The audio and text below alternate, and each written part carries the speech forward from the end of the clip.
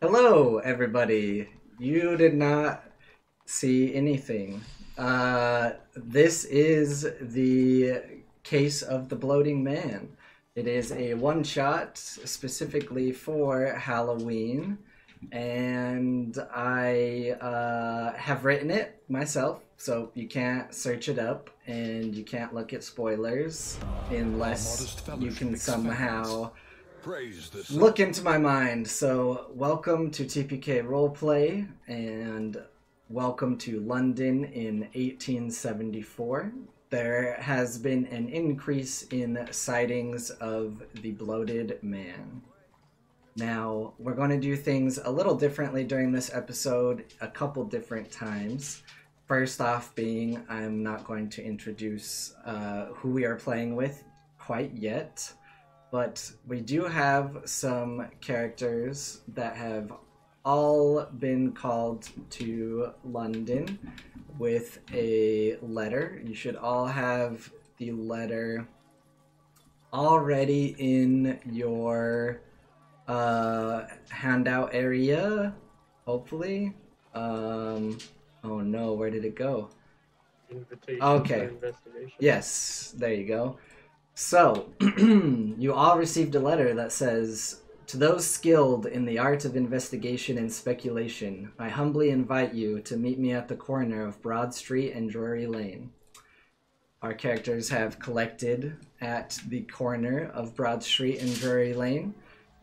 It's a regular day in London. It's actually not raining right now, which you're all very happy to see. You you sit there on the corner for a moment. You all look at each other, kind of doing that thing where you know that you're probably all here for the same reason, but no one really wants to talk to each other quite yet. And before too long, you're huddling there. You see a puff of smoke go up in the air, and walking towards you is a very mysterious looking figure. And hello, mysterious figure. Would you like to walk towards the characters? I would. Yes. They seem to be the people I've contacted. At the very least, they seem capable enough if they've dispatched them. All right, at this point, I would like you guys to introduce yourselves in character to this mysterious figure.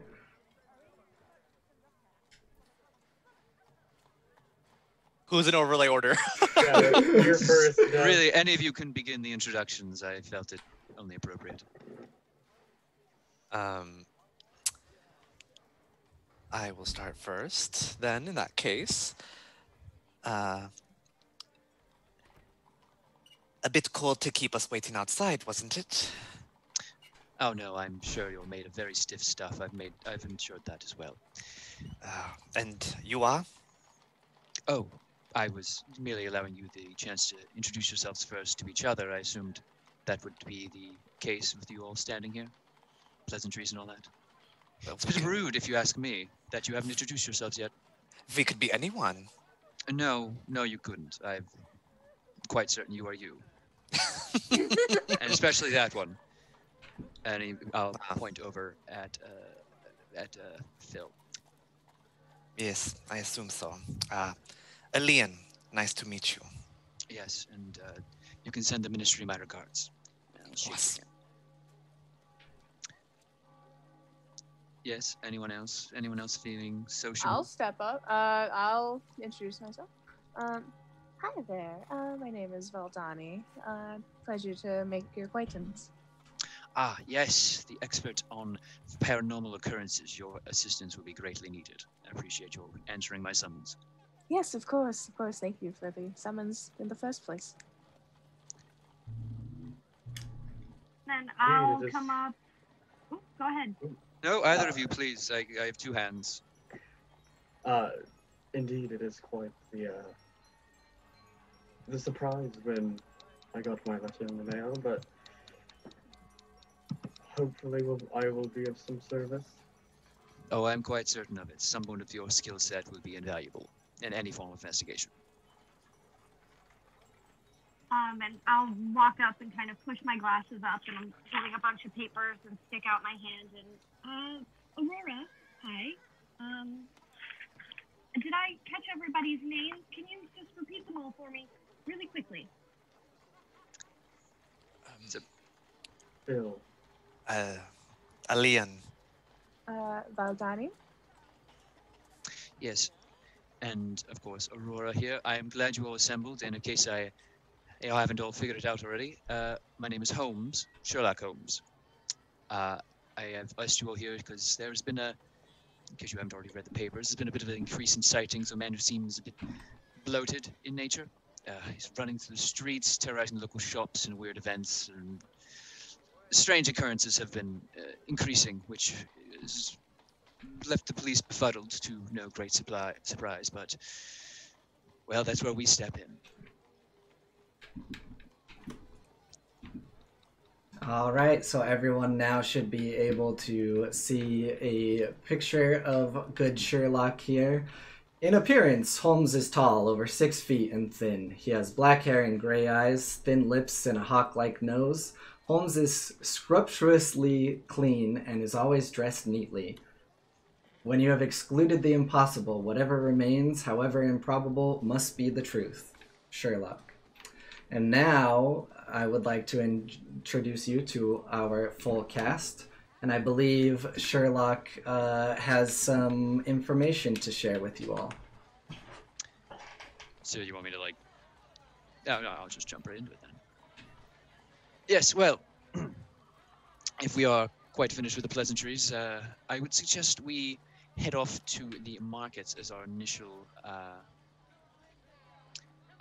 point of insertion. It would be a strong place to begin, as again, the local shops have been the primary target of the loaded man. Moving on from there will just be a matter of picking up any clues we can find.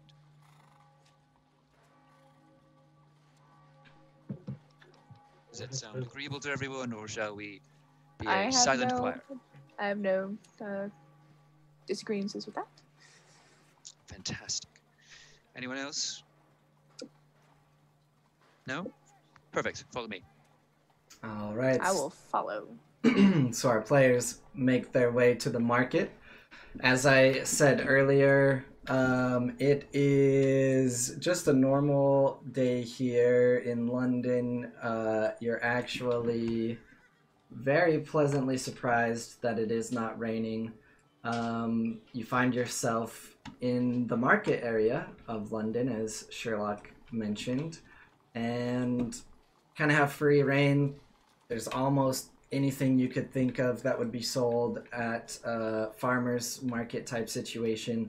There's a lot of booths set up here, you know, there's people yelling and haggling, and it's just a nice busy day, but you're here in the market to start searching for the bloated man, or at least some information about the bloated man. Excuse me, Mr. Holmes. These people don't seem very distraught about these sightings. No, I don't imagine they would be. And simply put, it's too odd of a case for them to believe it's quite real. They're most likely attributed to hooligans. But we know better, don't we, Phil? Hopefully we know better. Well, let's begin.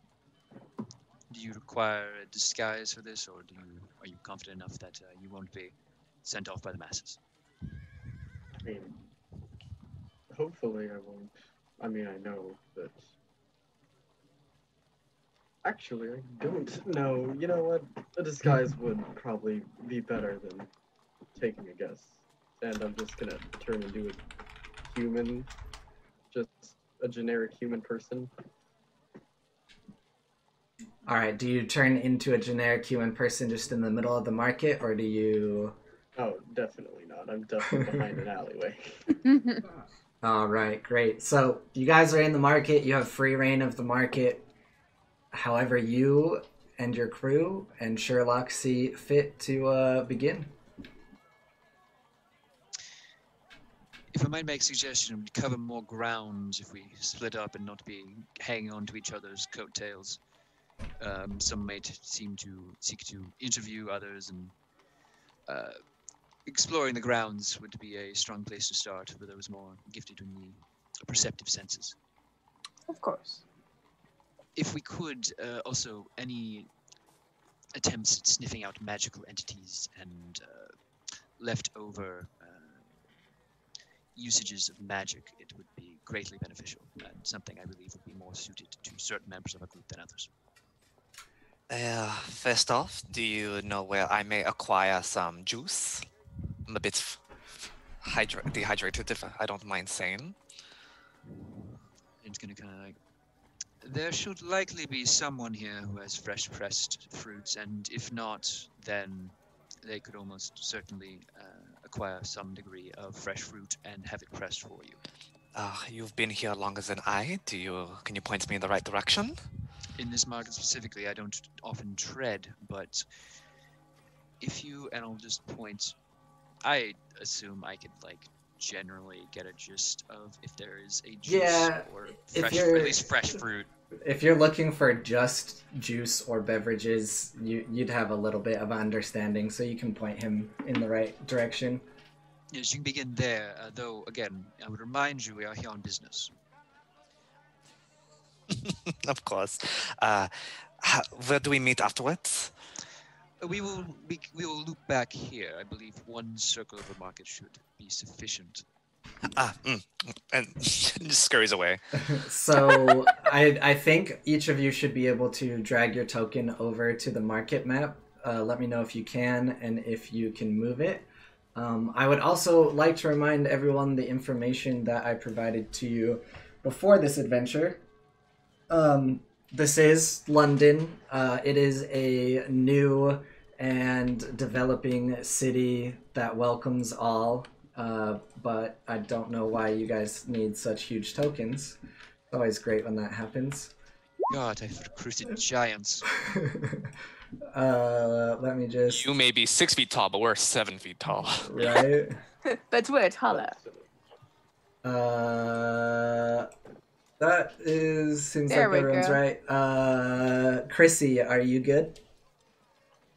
Yeah, I mean, this is my, like, nightly roll 20 doesn't want to work for me. Oh, okay. Of course. So, I will keep talking while you see if it'll let you drop it out. So, as I mentioned before, it is new. It is bustling. There are tons of people who have moved here for all sorts of reasons. Not everyone is specifically from this area. Not everyone has to or will have a accent from this area. You should meet all sorts of people. As well, this city would like to stay away as much as possible from what's a good word, Sherlock, for rambunctious characters. Ne'er-do-wells. Yes. No? They do not like magic out in the open. It is known that there is magic, but they don't like it to be seen on the streets. You can't just be throwing spells left and right. So please keep that in mind. Simpletons, you know. But the morons. Morons. Tragic. Really. But yes, if we could have some composure moving all through this. It would Of be course, greatly we're beneficial to the professionals. case, not to tip anyone off. Precisely. But to reiterate. So we know that Elliot. It's gonna be hard. How did you say it again? Alien. Alien. Alien. Alien Not alien. is Alien. going to Hey, be there's the token. going to be looking for some juice. So I am going to put you over here by this nice little stand that has some fresh fruits and things like that. And it seems if you ask nicely, they might make you some juice. But where is everybody else going first? I'm gonna take my attention to the outskirts of the marketplace, and I kind of want to pay attention to what's going on outside, like in the alleyways and stuff leading into it. Okay. can you let me know how you are paying attention and what you are looking for? So I'm going to be looking for anybody who seems to be trying to lay low. I'm kind of keeping my head forward, but my eyes are going from side to side, so I don't look like I'm looking for anybody in particular. I'm looking for anybody who might be kind of popping in and out of my peripherals. Anybody who might look like they're up to something.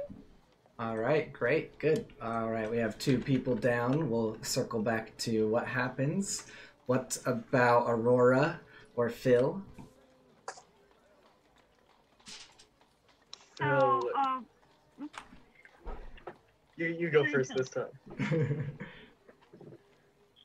okay, so Aurora will be in the center circle, and she's going to be kind of like picking up trinkets, but she's mostly just going to be keeping an eye out or listening for like different words or different things that might give off the idea that something isn't quite right with someone. So kind of using that like psychology bit where she's like, okay, well that person seems a little bit sketchy. They sound a little bit strange. You know, their voice inflection is a little funny, and kind of just jotting notes down and kind of just listening. All right, great. That leaves Phil. Phil, what you doing? Phil is kind of circling around the outside perimeter of the main market, looking for maybe property damage of any kind, seeing if there was some sort of break-in, or if these sightings haven't caused any structural damage. Okay, great. And Sherlock, what are you doing while the people you have hired are chasing down leads? Well, I'm investigating the scene and looking for signs of recent destruction, basically. Any kind of leftover activities from someone who may have gone about smashing things in the night. Any telltale signs of a larger bloated person moving about in this area. All right, great. Cool. You guys are all kind of spread out in the market doing your thing. How can I not get this name down? Alien. Nickname Liam. Like it's in my brain. It's in my brain as soon as you say it. Alwyn. Just say Al. It's fine. Al. For you. Yeah, for you. It's in my brain, and then when I go to say it, I'm like, it's gone. Have you guys foreigners? Have you seen that meme where it's like someone who just like introduced themselves and I heard their name or whatever, and then it's from Always Sunny, and he throws the bowl down the hallway. Anyways. Yeah, I know. that's that. I would like you to go ahead and roll me a charisma check real quick. I would assume that you would want to go with persuasion, but if you want to intimidate someone to make you juice, you can definitely do that. Never. Make me juice or I'll kill your family. 12. I just want some juice. Okay. No, it works, you know. You walk up, they can kind of tell that you're newer to the city, and you mention how you're dehydrated, and lady behind the booth says, "Oh, sweetie, I will do my best." And she starts like hand squeezing some oranges like over a glass and hands it to you. Thank you. Very good. I don't suggest that you might have more for the road. She looks at like the 3 oranges she just had to hand squeeze to get the juice, and she says, Never mind. Thank you. So next we're going to move over to Valdani, and I need you to roll me a perception check, please. Let's go. Da, da, da, da, da. Alright, that's gonna be a 10. Alright, you have not heard anything yet, so we will come back to you. And Alright. then Aurora, you were kind of eavesdropping as well, but looking out for specifically shady type characters, correct? Yeah. All right, perception check, please. Alright.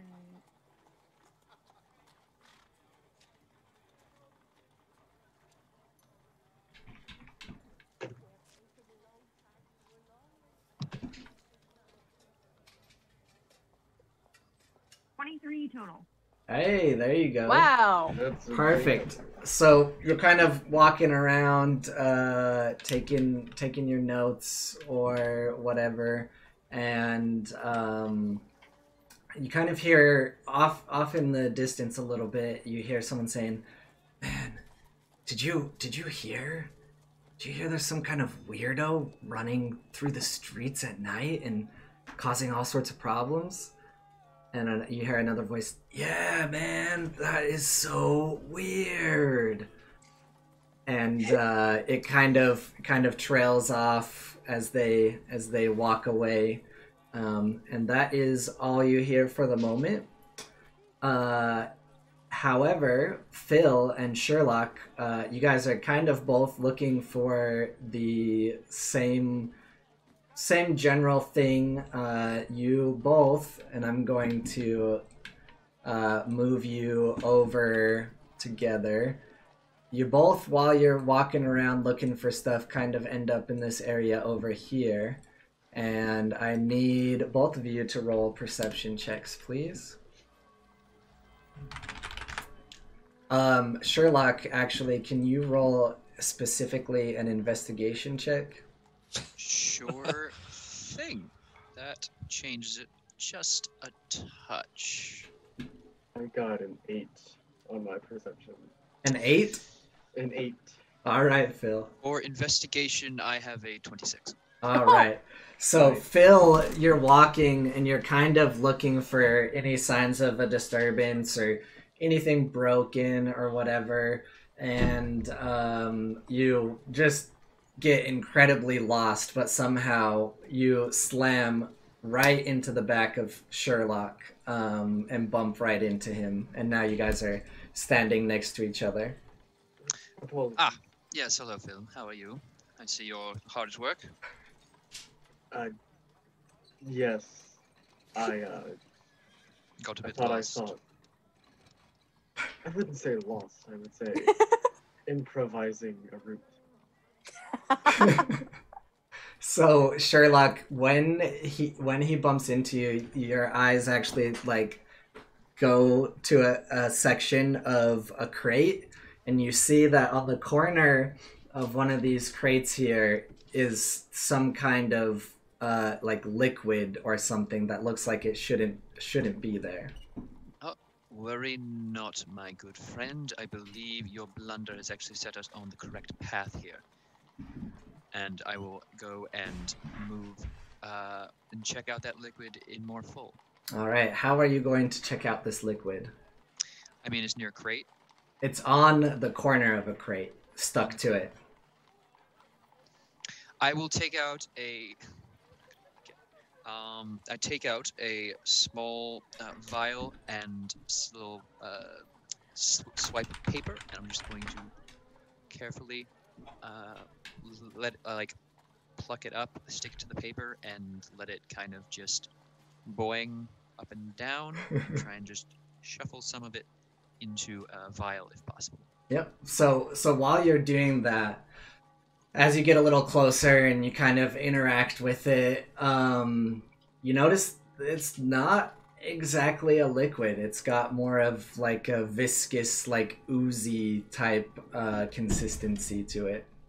Like if you were to put it on the end of your pencil or anything, it would like drip down very, very weirdly. Interesting. This is kind of just dripping slowly and gross. Yep. Just kind of. Would you like to smell it? Oh yes, I'll do a waft. Sorry, ignore that.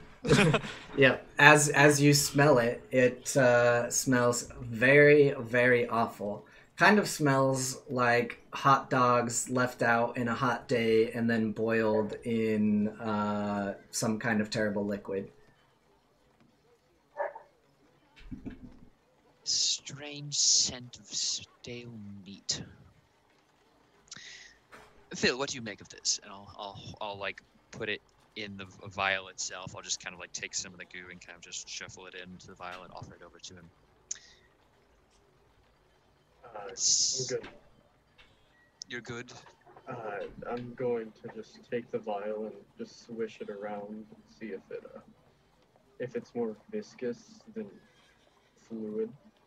Yep. So if you are taking the vial and like trying to shake it, it doesn't shake. It's more like if you tilted it on one end, it would ooze down, and then tilt it on the other, it would ooze down, and it's kind of like a weird makeshift hourglass at this point. What color is it? That is a very good question. It is kind of like a milky, clear type. Oh. It's similar to spit, but you don't think it's spit. And no, we're on Twitch, but no, it is not what else you're thinking. It smells like. Oh, you had me worried. See, I was on the other end of the spectrum because I was thinking, Sherlock, do you think this may be some form of mucus? So likely something that came from an olfactory or something's slobber. The fact that it's not dissolving this crate is encouraging, to say the least, for further investigation. And, well, frankly, it means whatever's coming around here is destroying things through brute force, not by some secondary property of its very being. Though I would not recommend ingesting it just yet. I'll poke it with my finger. What's left of it on the crate, I'll just kind of like poke it with my finger and kind of just see how it responds. Wait, you're poking the actual liquid with your finger? Hesitantly, yes. All right, can you roll me a con save, please? That's fair. 14. Fair. So as you go to poke it, your finger barely touches it just a little bit, and you immediately know you shouldn't, because for some reason it feels like it wants to attach to your finger, and you just barely pull your finger away before it latches on. Ah, interesting. Some kind of symbiotic parasitic relationship to living beings. Definitely don't ingest it now, Phil. It will likely attempt to bond with your insides. I wasn't going to ingest it anyway. Phil, how much do you know Alwyn? God. Say it one more time, Dev. Alian. Leon. Okay, I got it. How much do you know Alian? Did you guys develop any history of knowing each other before we came here today? I did not develop a backstory with anybody. All right, great. So, we will venture back to Alian. I have now got it in the brain. What are you doing after you get your juice? Oh my gosh, I love orange juice. With the lady turned around, I tap on her shoulder. Excusez-moi, avez-vous des connaissances l'homme gonfle? Oh, sorry, I still think that I am back home. Je suis désolé. No parlez-vous français? Interesting. Sorry, it's bad habit. Do you have any information on the recent sightings of the bloating man? So are you asking the juice lady? Mm-hmm.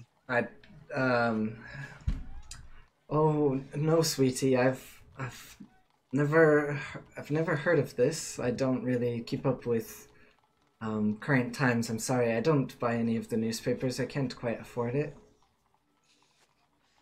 Merde. Do you know anyone who might have information? Anyone who might have seen the sightings or been harmed in any way possible? Anything at all? No, I'm sorry. I just work here every day. I don't have much time for anything else. I'm sorry, sweetie. Alas. Well, I must go. Thank you so much. Bye. Thank you. And where would you like to head next? I am scurrying off to this corner. Okay. Can I just, for the stream, say, why did Sarah get timed out? Because she's a VIP, so she should be allowed links. What happened? What did you do, Sarah? I couldn't see it for some reason.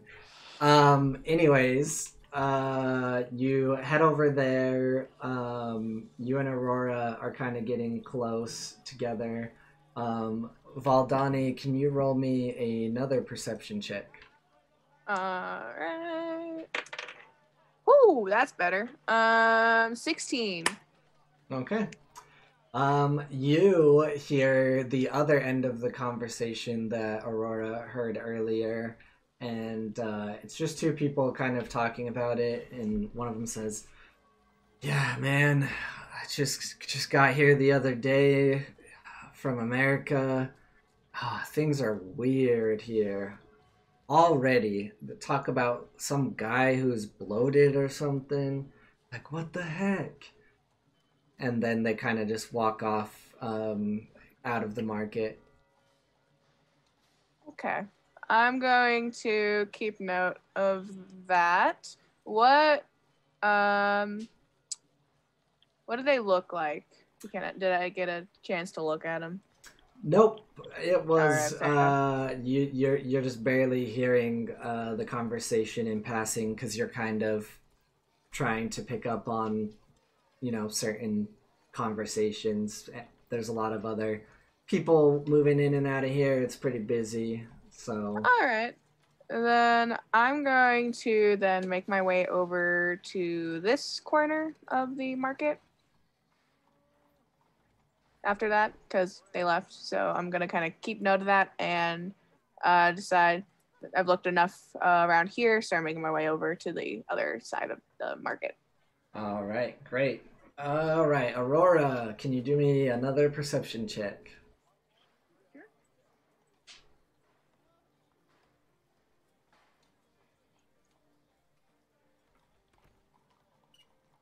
18 total. All right, great. So while you're kind of looking for deviant minds or somewhat similar in the market, you actually kind of look in the right booth at the right time, and you see two people that seem like they're doing like a real hush hush deal right now. Like the guy who's operating the booth is kind of like eyes darting everywhere. The other guy's, pulling the money out of his jacket, looking around, and they're kind of doing like a quick swap. Do I see specifically which one it is? Like, could I go back there from memory? Yeah, you would remember the booth. Okay. And what are they selling in the booth? Is there anything for sale? Yeah, in the booth, it looks like just a normal meat booth. Okay. I'll kind of say, hello, excuse me. Which one are you saying it to? The customer or the seller? Either whoever will turn around and kind of acknowledge me. Okay. So I suppose probably the person selling the meat. Yeah, so as As soon as you say that, the customer kind of like looks back at you and closes his jacket, and he just like heads off in the other direction. And the guy that's operating the booth is like, "Aye, lassie, how can I help you?" I'm looking for some jerky. And Yeah. I'm gonna have like my papers underneath, and I'll be like shuffling through different things. But I'm trying to kind of take in him as a person. Yeah. I have all kinds of jerky. I have some Orococa jerky, deer, cow, turkey. What's your poison? So I'll I'll walk up and I'll kind of like lean in. What do you think of the Orococa? I've heard that those are pretty exotic birds. How do you get things like this here?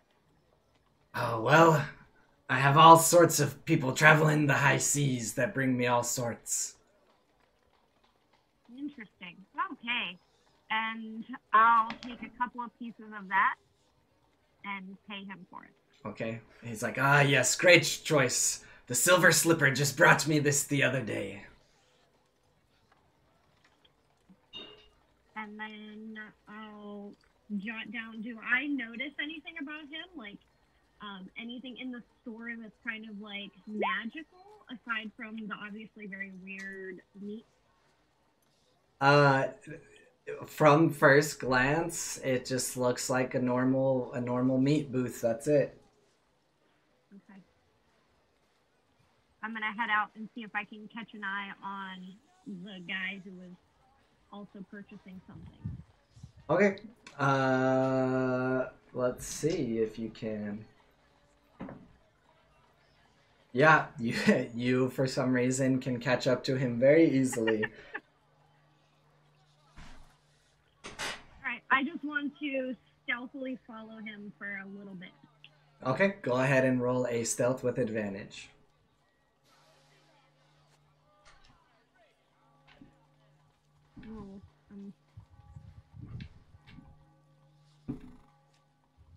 Oh, okay, I'll take that. 20 total, dirty 20. Okay, cool. You are following him. All right, Sherlock and Phil. After you've checked out the viscous, oozy liquid, what are you two doing?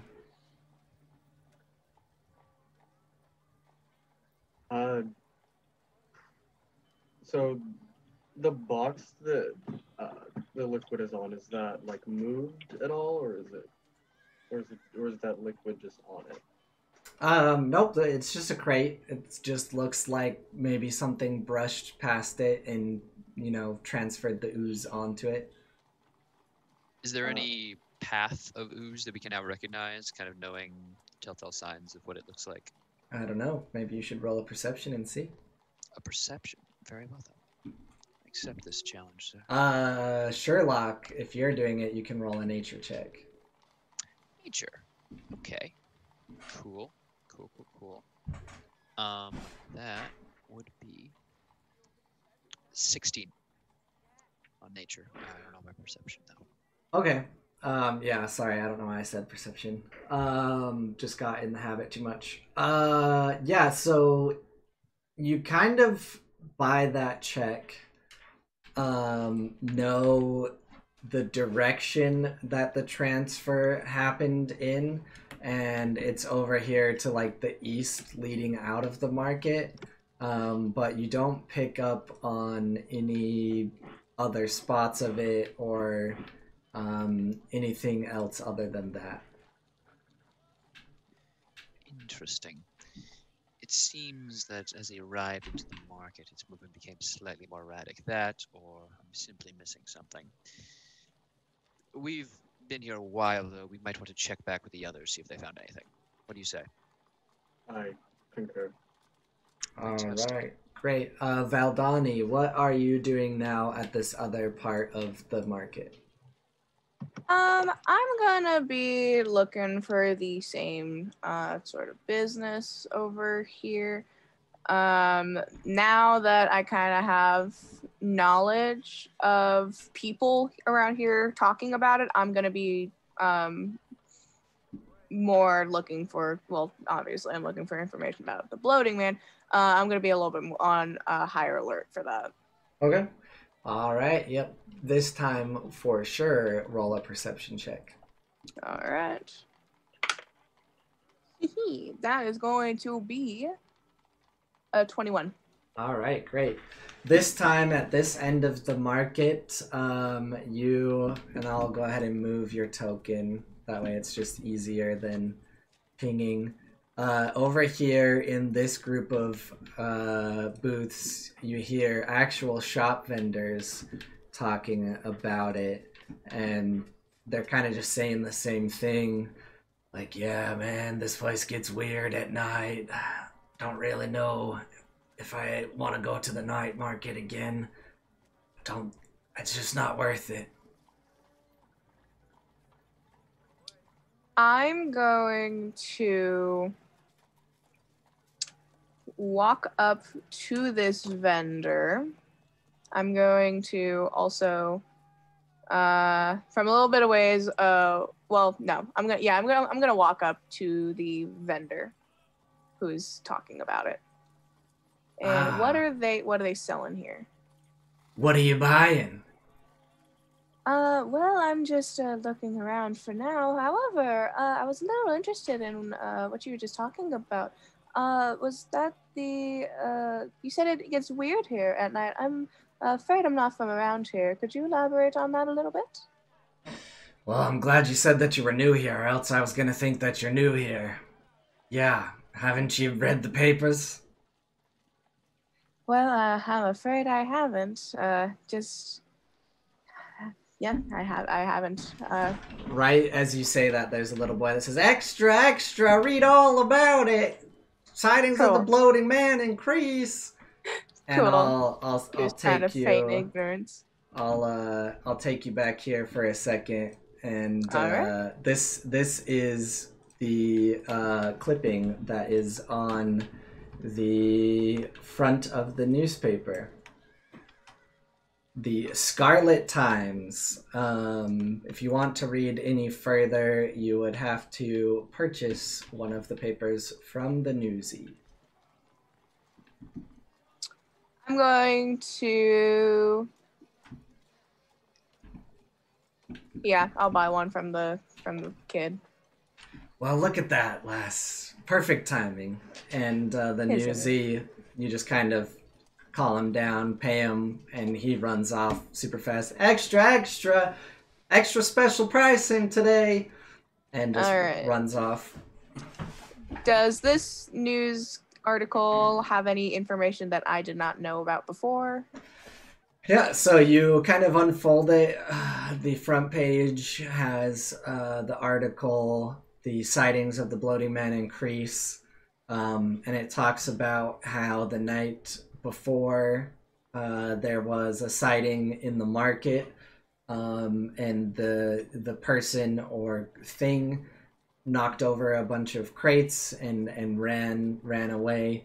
And there's just been, more people talking about how they see some weird, oddly shaped man at night roaming the streets, different things like that. People have reported missing food and just like clothes and that sort of thing from either their house or their shop at random times.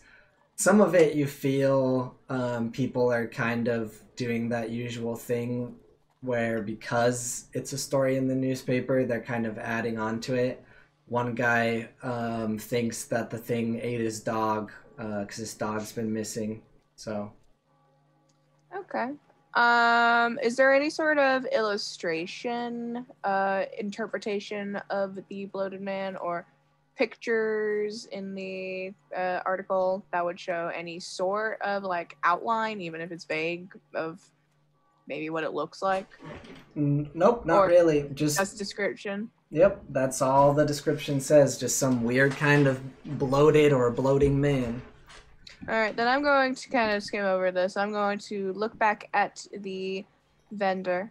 Have you seen it personally? It says there's sightings. Or do you believe this is real? What's it to ya? Just curious. I happen to What's really like these sort of things. it to ya? Oh, I don't like that. I didn't say that in character. I'm going to kind of fold it back up, shove it in my bag. It's nothing to me. And I'm going to turn on my heel and walk into the marketplace. All right. At this point, for story and DM's sake, you all, as you're traveling and walking, all kind of bump back into each other here in this middle area. And you can go ahead and share with each other what you've learned or what you've found. All right. Well, I'll start by kind of motioning with my head to the vendor that I just spoke to. I don't know if it's worth pursuing or anything, but he seems to be pretty tight-lipped about the bloated man. I heard these two men talking about it as well, though they seem to be from overseas, so I don't know how much help they'd be. They didn't seem to say anything too incriminating. We should still investigate every possibility, but That's true. You may be right. These are very likely gossipers. Anyone else? Just a moment. All right. DM, how long did I end up following that guy for? Oh shoot! I am so sorry. I skipped over you. Yeah. So while you're following him, he goes out of the market. He just kind of goes about his day. Would you stop him? Well, if I'm stealthing, I wouldn't be close enough to stop it, right? Unless I wanted to just break the stealth. If you want to try to get and catch up to him and everything, and stop him, you can. Or you can just kind of follow him for a little bit until you no longer want to. Could I follow him until I see where he stops? Like, does he go into, like, a house or another shop or a building? Yep. He basically goes straight out of the market, doesn't do anything weird, and goes right into a flat. Okay, can I write down the address to that flat? Sure. Just, like, jot it down? Okay. Sure. It is 521 Drury Lane. I really thought you were going to use Baker Street. I got excited. No, that. And then I'll just head back to the group, and I'll share what I watched. I like kind of like the sketchiness of that, and I'll offer them all a piece of Aarakocra jerky. This is the humanoid species of avian, correct? Apparently that's a thing you can turn into jerky. Oh. I had, of course, heard of this, but did not expect anyone to actually buy it. Kind of sniff at it.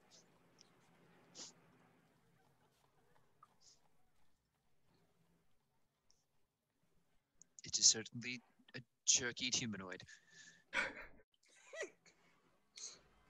Yeah, and I've been carrying it around. It's terrible. Fantastic. If we are ever in need of snacks, I suppose we know who to turn to.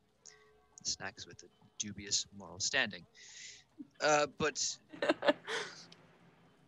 Speaking of things you shouldn't put in your mouth, I pull out yes. the vial. Fantastic, yes.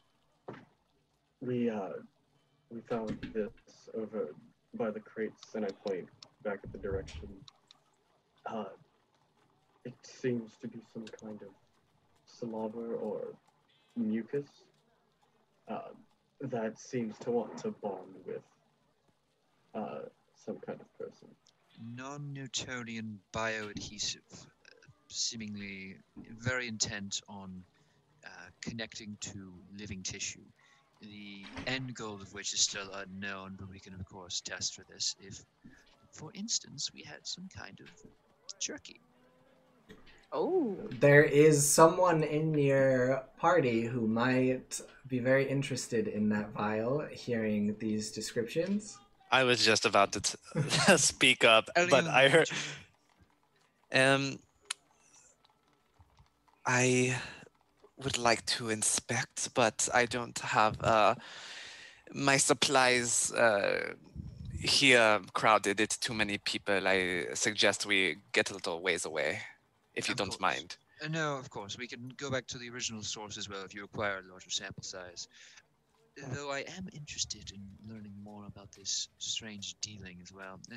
Obviously, any and all shady handoffs shouldn't be regarded as an intimately related affair, but anyone in this market in particular, anything related to this market in particular, could be of importance to the case.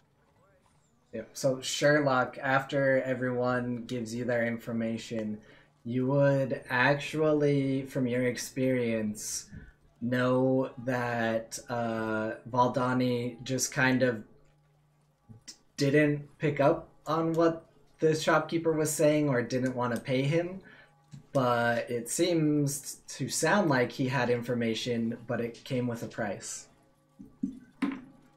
Valdani, Yes.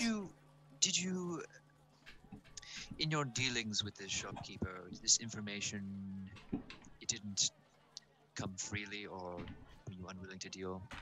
The people of London can be quite difficult in giving out needed information, I find, especially with unknowns. Yes, unfortunately, that seems to be the case. He didn't want to be too much of an open book about it. The only thing I was able to obtain was a newspaper article, and I'll hold up the newspaper that I got from the kid. Well, the kid seemed to give me more information than the vendor did, that's for sure. But he only gave me the paper, so... Well, Perhaps, oh yes, please, Phil. perhaps we should pay another visit to this vendor. I have a certain way with people that might convince him otherwise. Precisely what I was thinking. Excellent idea. After you, sir. We will, let's not all move as a group and confront him at once, though. Perhaps you can return Valdani, and, well, the rest of us can listen in as best we can. All right. All right. You guys, go ahead. I was gonna say I'll go with Aaliyah and if he Yes. and I want to kind of like, and I was gonna run like some Arcana on it. Yes, the two. Yes, why don't the three of us go back to the initial site of the mucus, and we will run tests there while you two gain more information from this merchant. All right. All Good. right. So Phil, you're going to talk to the merchant. Yes, I am approaching. All right. So as you approach, of course, down here. Oh, why am I on the wrong screen? As you approach down here by his shop, he, while you walk close, says, "What are you buying?" Hello, darling. I am in the market for information, and my friend here tells me that you may have some. Yes. However, I would like a sample or something to test the quality of this information, and if you give it to us, we may increase your profits. Well, you see, can't rightly give you a sample, as it'll give away the whole information. But I can tell you, I know where the bloating man was last seen. Oh. Do you? I do. Insight check. And Go ahead. Are you telling me you're about to vibe check this man? Yeah, I'm a- extreme vibe check. I'm kind of like staying. I'm kind of letting Phil take the reins on this. Just kind of looking over his shoulder, sort of thing. That is going to be a 17. All right, he's telling the truth, Okay. as far as you know. All right. As I said to your friend, I know information. It's just need to, wet my whistle a little before I can speak. What's your price? What is his whereabouts to you? Well, that's just a con. If we mention how important it is to us, that will affect your price, now wouldn't it? Of course, but it could affect it for the better. Perhaps we're just curious. Five gold. 5 gold. Do I have 5 gold? you should. I'm checking my equipment. I'll throw in 2 gold. So I then you have don't. any money. Oh, then I will. Most people Give just don't roll their gold very often, but your starting gold is like a D something times 10 or something in most cases. It should be in your character creation somewhere. You have You have 5 gold, just fine. I'll pitch in half that rounded down. So 2. Yeah, between the two of you, you have 5 gold, just fine. Pleasure doing business with you. He was last seen at the inn. The inn. Which one? The inn. It's called That's the name of it. Yes. Okay, just making sure. The proprietors are, not very creative like myself. What's the name of can I see a sign or anything for this vendor? Yeah, it is called Fanglorious Phantasmic Philodendrons Shop. Oh, I'm gonna kind of like lean back and like look for the sign and be like, oh yeah, okay, all right. I'm gonna look back. I can see that. You're very well versed in your words. Well, yes, image is everything, as they say at some point in time. Yes, of course. Is there anything else I can help you with that you're just standing around here for? I'm gonna look at Phil. I think that's all we're gonna get. Information-wise, I suppose so. And just whispering, we might want to keep an eye on him, just for reference. Yes. All right. All right, so we will head back to the rest of the group. How? No! No! What does that mean? Dun, dun. Chrissy just Overlay went order. bye-bye. Okay. You're Sherlock now. All right, Let's carry on the Harley. legacy. You're Hello. Sherlock. You're Sherlock now. All right. Well, investigation roll. I'm kidding. Okay, let's give it like oh, she's typing. He's typing. Yeah. Oh, Chrissy left. That's what it was. Yeah. So Dev, your character, would you like to explain for the stream? I mean, you don't have to. You can keep it a secret if you want, but how are you going about checking into this file? I'm going to ask Sherlock to. I'm gonna get there in the corner of where the crate was and ask him. I don't suppose there's any way that you can arrange for me to not to be seen by some people. Can you help me stack some crates on this side so that I may be a little bit more covered? apologies. Is your method of investigating this not purely alchemical? Magic is frowned upon, of course, but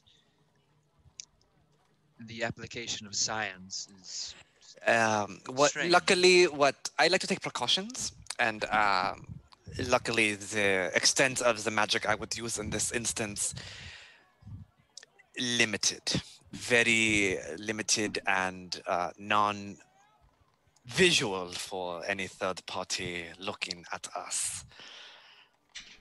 So you, well, simple enough then. We'll provide an adequate amount of coverage with our persons, and, well, the lack of traffic here immediately does suggest you have some privacy.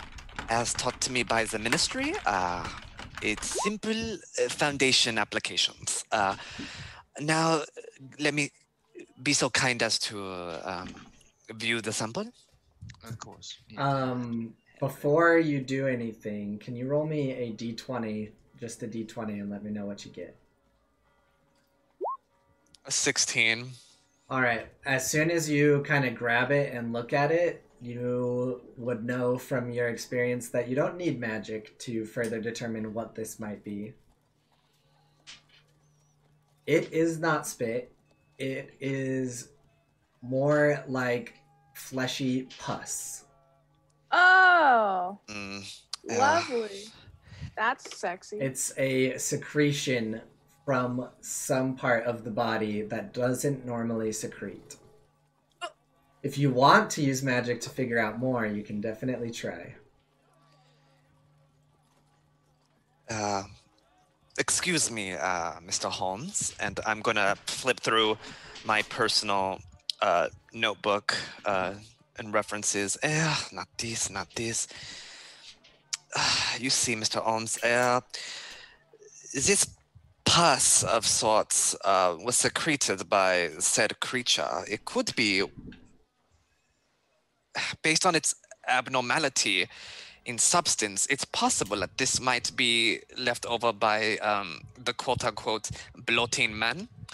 Let me go ahead and check if I can see some more, and if I can gain more anatomical information from my kit. And let me check my alchemical supplies. Yes, of course. While do be careful. you start checking those, we are going to go on a quick intermission, and we will be right back. Yay! Woohoo! So, as we get further into this adventure, some of you viewers may not have seen the trigger warnings or details of this episode. We'd just like to say, if you are extremely grossed out by the crate and what was on the crates already, it only gets worse from here. I would like to let you know that there will be body horror and there will be more descriptions of gross things. That being said, I believe the group was working on grouping back up together, and I will let them take it away. Like I was saying, let me investigate with my alchemical supplies. All right, go ahead. How are you investigating further? 22. Cool. Yeah, so you definitely now know that this is some weird kind of pus. And looking at it, and based off of Sherlock's description, it kind of seems that it is not necessarily living, but it seems to be a little more active than normal pus would be. If you look very, very closely, it agitates a little bit in the vial when you watch it. Interesting. I've never been in proximity to a substance that is so visceral to the closeness of humans or the like. flesh, I should say, living flesh. Quite a first in my book.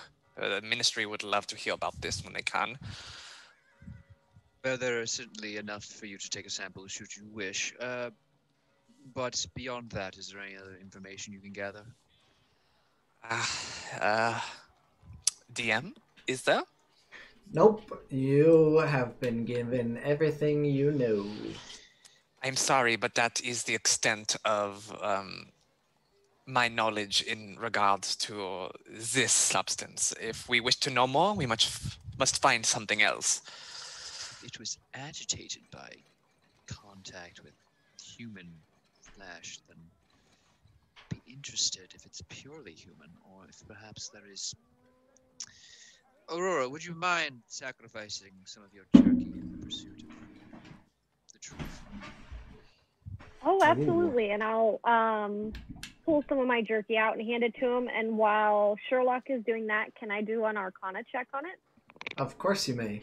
So as you guys are kind of taking a little piece of jerky and whatnot, Valdani and Phil meet back up with you. And you guys can move your tokens back over to them. And you guys kind of see whatever is about to happen as you walk up behind them. So what are you doing with the jerky, Sherlock?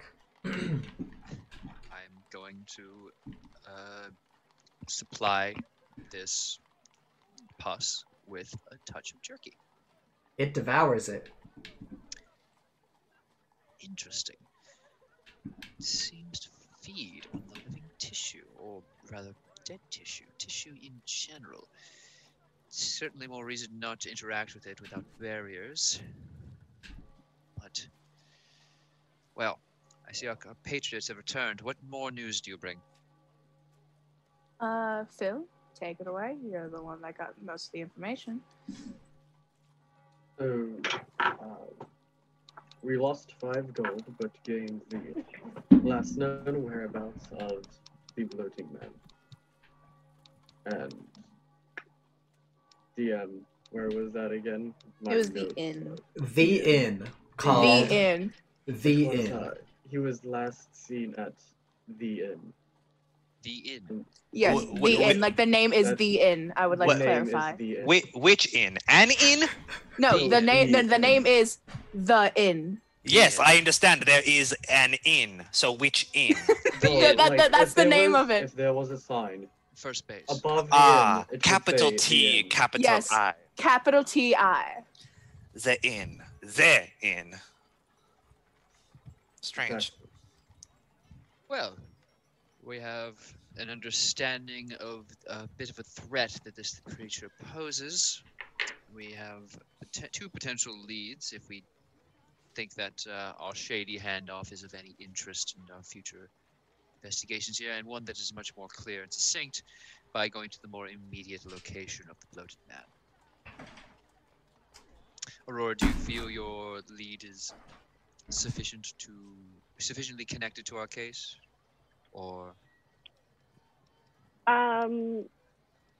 Not quite. They just seemed more nefarious than this. This seems a little different, but I did get a 13 on that Arcana check. So do I pick up anything else from the living thing? It is not magical or related to magic as far as you know. As well, while Sherlock asks you that question, can you roll me a perception check? Sure.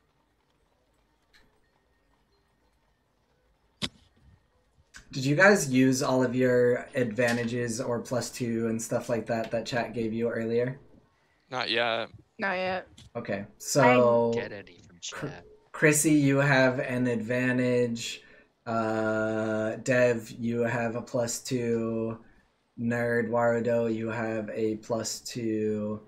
Aurora has a +2, and Valdani has a +2, and Nerd Warudo, you have a advantage as well. So just don't forget those. Okay.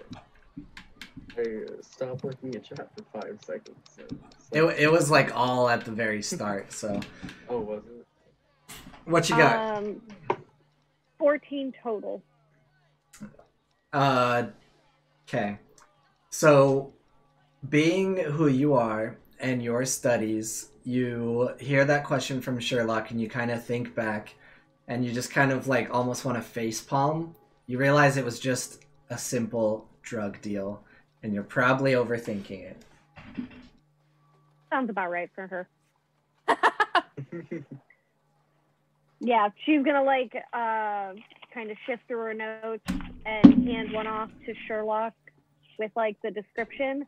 And as she's like reading it, as she hands it to him, she's gonna go, "Oh, nope, just looks like drugs, unrelated." I think. Unrelated, but still important, of course. And I'll take it and add it to my own, and just tuck it into my jacket at the moment. It could be useful later on, knowing that there is a drug trade here, if not for our own sakes. This petty dealer might also lead us to somebody who might have more information on a larger scale. Yes, of course, very true. And important for future investigations. However, we must insist we remain focused on the bloated man at the moment. Mm-hmm. So we shall head off to the inn. If there are no objections. Great. Which inn would you guys like to go to? The inn. The inn. You want Cole, to go... don't do this. Don't do this. Don't do this to us. You wrote this. You knew this would happen. You knew this would happen. All right. So you guys did not ask for directions or anything, but you're with Sherlock. We have a local. So, It's fine. Sherlock, can you roll an insight to see if you have any remembrance of the inn? The inn. That is a 13. So Sherlock gets a little distracted as he starts trying to help you guys get there. You stop off at a bakery. And Sherlock, what's your favorite baked good? Oh, the little rolls with jelly in the middle, like tarts. You guys are getting kind of concerned when he buys a bunch of these little jelly tarts, but then as soon as you... Not at all. I said you're getting concerned, I'm just kidding. I'll get a cinnamon roll. What if I'm not concerned by anything because of the crushing weight of reality? I'm kidding.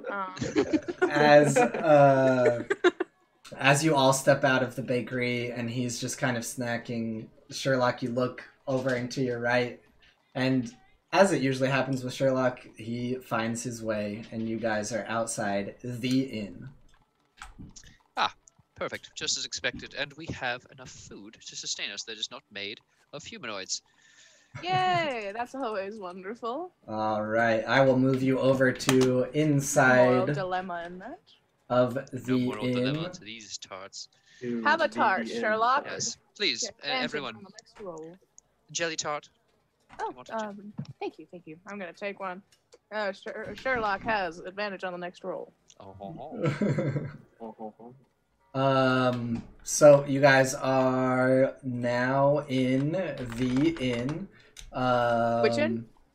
The inn. This is the ground floor.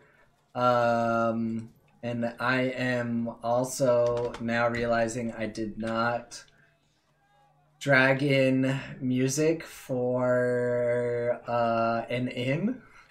So, you guys walk into...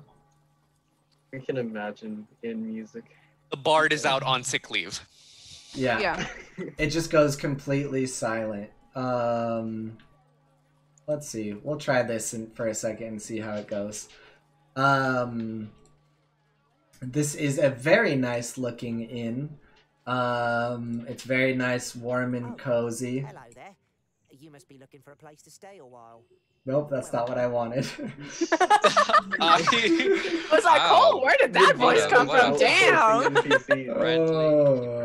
Alright, anyways, you guys can go ahead and do in the inn what you would like. Right, similar to the market before, we should keep a lookout, ask locals, and investigate for any signs of this bloated man. Do be careful, because if he's been spotted here, well, the clientele is an unknown factor in regards to their allegiance or leanings. Again, I would remind you all that magic is very frowned upon, and they will act negatively should you attempt to forcibly persuade them. All right. Noted. Thank you, Sherlock. Keep eyes on everyone. Don't get lost or separated, especially in situations such as these. Unknowns are not well liked. Understandable. Sherlock, might you know if this is a rougher tavern or one that we should be careful of who we talk to? No, I would say you're fairly fair to assume a degree of pleasantry with anyone here, even if they are of the upper tiers of nobility and aristocracy. If they're here, they wish to be treated as equals, or at the very least, wish to be punched in the face as an equal when they inevitably end up offending someone or cheating at cards. Oh! Hold right. Hey, yo, DM. Yeah. There's this little fireplace scene going on over here. Is there like a book collection or anything on the table, or like, what? Is there any books? I'm a librarian. In the ground floor, there are no books. Damn. So now that I was able to put a coin in the jukebox, I will give you a little bit better of a descriptor. So, you are in the inn. It is warm and cozy. There is a table set up for cards. There are countless other tables that you can sit at. And there is a person that you don't know quite who they are yet behind the counter. It's not like super high class or anything, but it is nice. It is well maintained. It is clean. Obviously, much like a lot of London right now, it is newer in fashion. As you guys walk in, the barkeep or person behind the little counter here says, "Aye, welcome to my pub. And it's also an inn." I was going to What's ask, the name of your inn? Well, my pub is called The Inn. The inn upstairs we just call the inn. So the pub is called the Inn as well. Aye, yes, it's clever, isn't it? Yeah, yeah. What was the thought process behind that? I don't believe that's a relevant branch to go down in this conversation. It's not the time to use that. I'm sorry. Everyone wants to stay at the inn, don't they? Yes, of course. Now, if I might, I'd like to order my friends here a drink. He is thank you. polishing a glass, and then he says, "Well, that's not quite my job." And he leaves for a second, and another person with hopefully a different voice than I've already used twice this session comes in. What about a super high-pitched one? Yeah, we were just talking like this. You want some more ale? Some more. No. No, it's just a younger boy. "Oh, hi guys, how can I help?" Well, I was speaking to your elder patron here that we were all looking for some drinks and, well, quiet evening. Oh yes, of course. Go have a seat at a table. I'll bring them out to you. Any preferences?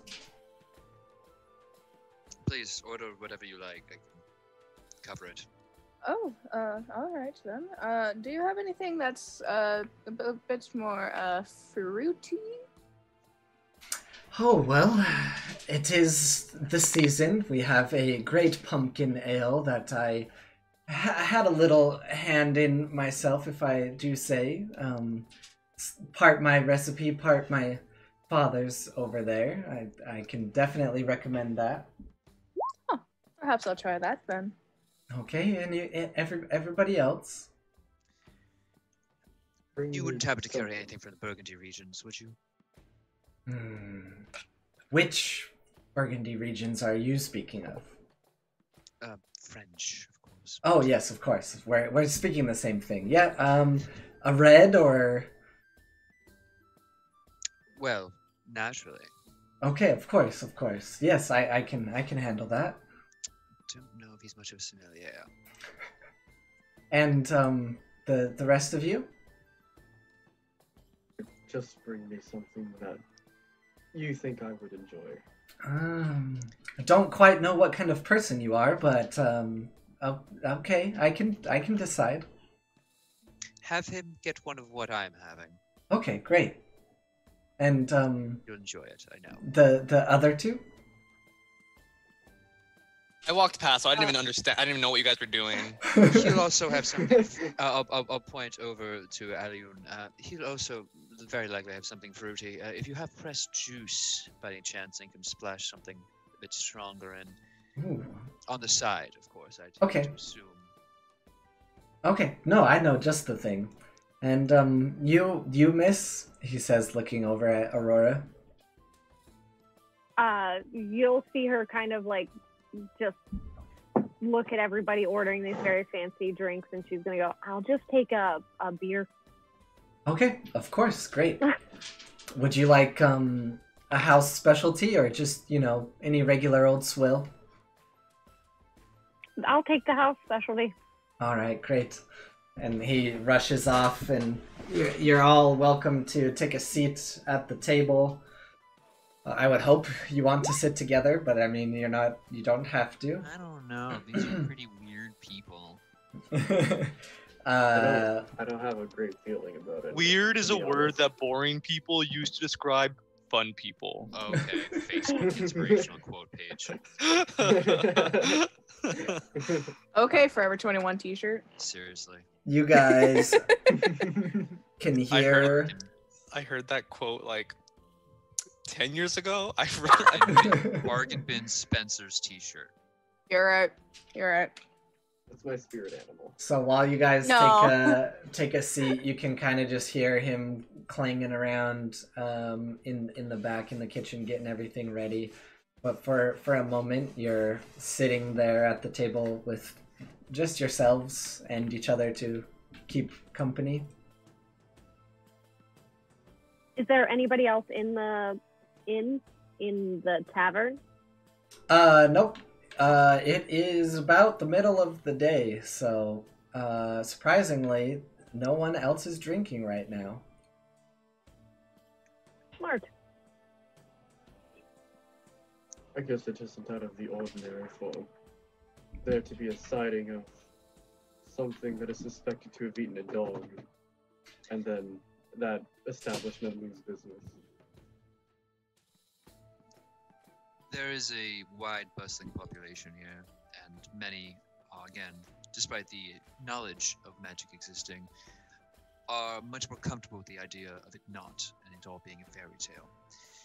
The Bloated Man is one such instance, I am sure, where people are quite glad to continue on with their lives, assuming it is nothing more than an attempt from the newsies to sell more papers. Of course, we all know better, which is why we're here. Occasionally, they may all be ignorant. Which is, again, also why we're here. All right. After that, the barkeep or the son, whichever you want to refer to him as, walks back with your drinks. For Ali, I had it. I swear I had it. Aliun. Yeah, that's the original pronunciation, but yes, that is me. He gives you a nice spiced apple cider, non-alcoholic. And Aurora, you have the house special blonde ale. The people who ordered like Sherlock have a red wine. And then for Valdani, you have the pumpkin ale, I believe.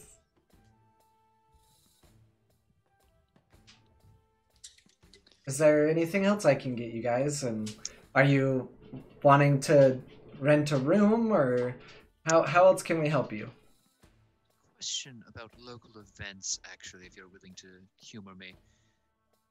There's been well, my friends are all recent imports to the city, and have such not been quite accumulated to current events. And myself, I am often quite preoccupied with my studies. We've heard there's been local sightings of the bloated man, and frankly, we are just very interested. Oh, I don't know about any bloated man per se, but we do get some weird characters staying here. The inn is very accepting of all people, and we have very good rates. So our rooms are used for all sorts of things sometimes. Understandable. Are you privy to such information as to what things occur? Oh, that would not be nice of me to ask the guests what they're doing in their rooms. But yet you are still aware of them, of course. Well, I have to clean them up. Yes, which I assume leaves you to a great deal of information, which naturally, when in your position, seeking to amongst friends, would be willing to share. Yes, of course. What are you trying to find out? Well, simply put, what strange activities have you been witnessing here through your cleanup? Well, he kind of looks around. He's like, I like you guys, so don't tell my father I told you this, but there has been a weird man who's been staying here, and I haven't seen him come out of his room for like 2 days.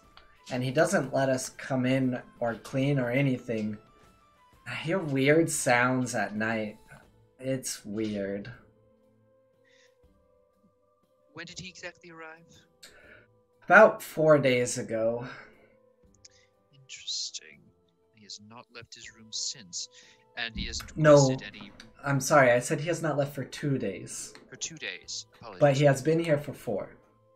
4 days, and he hasn't left for 2, and he hasn't requested any... Not even any food. Interesting. Hey DM, from the newspaper article that I read, did it say anything about anything happening 4 days ago? The occurrences in the newspaper have been happening all across the last week. Huh. Okay. Alright, then I'm gonna kind of keep note of that. I'll Excuse bring me. it up. If I may butt in, is there a window in his room? No, there's no window. I can't let you go in there without his permission or anything, but you can try knocking. Sometimes he doesn't even answer. Understandable. And you're saying you have availabilities currently? Yes, yeah. Might we peruse some of these? Might we assess these rooms of yours? Yeah, the rooms are upstairs. I can't give you a key until you pay for one, though. Understandable, though I just wish to assess the general situation of the inn. You've described a great deal of cleaning up, which I would hope to look over myself. Oh, okay, My compatriots will remain down here, and certainly not be looking into anything you've just told us about. Okay, I can show you one of the empty rooms. Yeah, I can do that. Fantastic. Please lead on, and I'll get up, leaving my wine on the table. I trust you'll all use your best judgment moving forward. Yep. Yes. Drink lightly.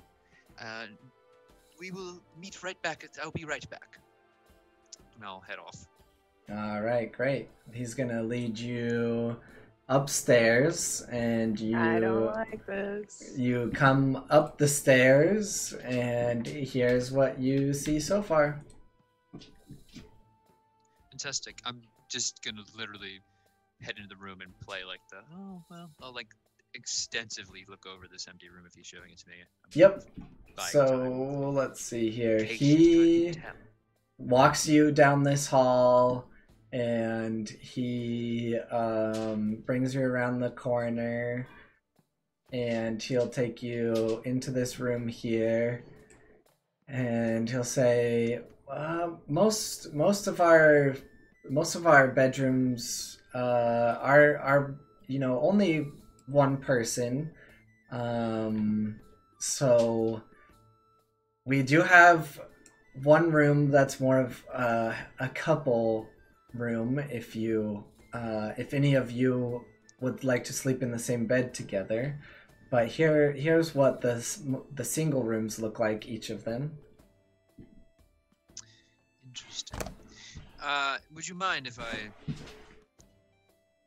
assessed it for cleanliness? It's a habit of mine, and I must. And if you could remain here, just to ensure I could point out areas that require more.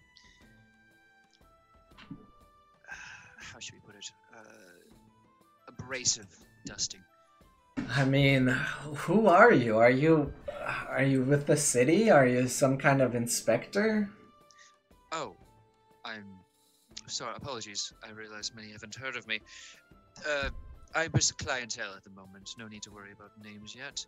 But I am not a formal investigator. I'm not with the police, so I will not be sending you to Scotland Yard over some dust bunnies.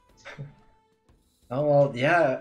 I'll stand outside the door and watch. Oh no, I will need you to personally assist me in supervising this. Okay. This bed looks a bit heavy for me to lift, and I will need to access it. Okay. Yeah. I guess. And I'll just literally go about like inch by inch, like swabbing, and like I'll legitimately tell him if it's dusty and dirty, and like point it out. But I'm just buying time because I would hope. Yeah, Phil has definitely, after a couple minutes of discussion, told the group that he is going to poke around upstairs and see if he can find any suspicious. Yeah, what is everyone doing downstairs?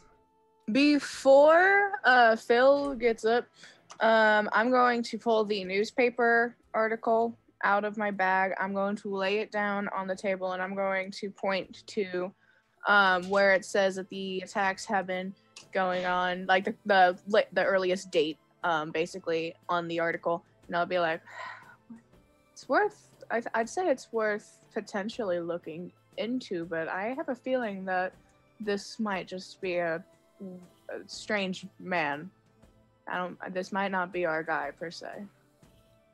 It is definitely a possibility, but It's a possibility, but the times aren't exactly lining up. He's been here for 4 days, but these have been going on since, a week ago. So unless he came from a location and he moved to here, that's the only connection I could see being possible. That's what I was thinking that was going on, was that he had come here from another land, had this transformation, checked in at the inn, and then within the last 2 nights, he had another outbreak, I guess you could say. Do you think maybe we could, did you say that the, wait, actually, this is out of character. Was Phil and I, present when you guys were doing the analysis on that liquid? Or that viscous stuff? Very end when it ate through the jerky. I Yep. remember you were there. Okay, so did we pick up on, do we basically have the collective knowledge that it's potentially linked to the, dude? I would say that is up to your specific character and what they think about this weird ooze that was found and whether or not, I mean, you've never seen Okay, the bloated okay. man, Okay, I don't know if we had like a group discussion of it. I'm gonna look at Ellie. Cole, I get it now. Alioun? Is that how it is? Yeah. Alright. Somewhat, I suppose. My bad. You're the talented in alchemy, right? You were looking at the liquid. Yes, I dabble in forensics. Do you think it's coming from maybe the bloating man by chance? Let me look through my notes. Let's see. Apre un que te plu aprofundil, hilate no. I mean, that's a half-finished note.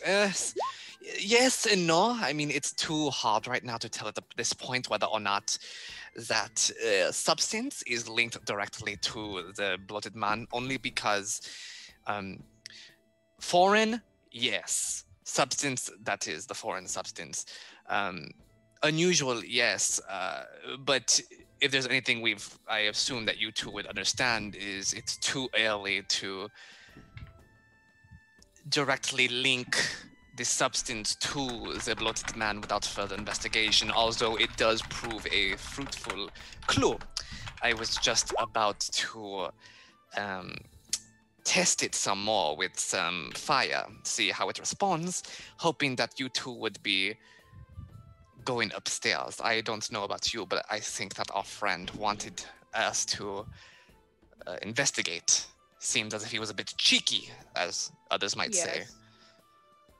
Well, if there is a connection between the liquid and the bloating man, perhaps we will find traces of it either outside of this man's room or outside of the inn. Could have secreted it on his way in, sort of thing. That would be very good. Please let me know if there's anything that you find. I'm very interested of what is up there. So, Chrissy's internet was acting up again. So it's very unfortunate for Phil. Phil, your face is cut in half. Oh no! Oh no! Oh no! I'm dead. Everyone else is we have perfect. a bloated man. Now we have a man cut in half. She saw that. She saw like that original man that she was investigating enter the inn and then leave, and she went to go run after him. Yeah. That's the excuse. As it happens very often, rain and inclement weather just has so much fun with internet. So because of that, we're gonna move back to Sherlock real quick. Sherlock, as you're checking out this room, it's very, very clean. But being thorough as you are, you actually move like this big old armoire, and out from behind it falls something, and it is a comic book about something. I don't know. Sting.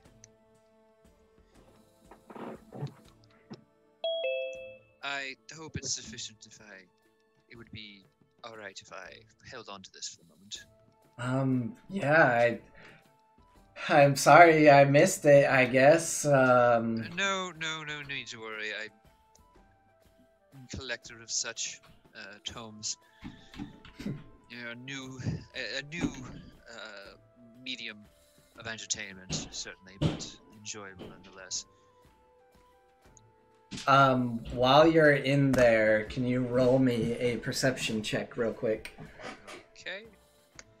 Perception coming at you. That would be a 26. All right. So while you're in this room, the wall over on this side, you can actually start to hear like a very faint scratching, and like it's just a really weird sound that you're hearing, but based on where you are in the room, it's kind of hard to tell right now. Do you allow dogs and other pets in this establishment? Yeah, of course. Interesting. And I'll just kind of nonchalantly make my way over and like feel at this wall and kind of like listen to it. Oh, do you hear something? There's something, and I'll kind of knock on the wall back. as you knock on the wall and you're checking it out, he's like, "Oh yeah, that's the room where he's staying." Interesting. And what you hear is just like,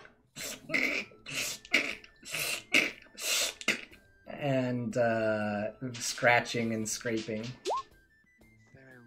Very interesting.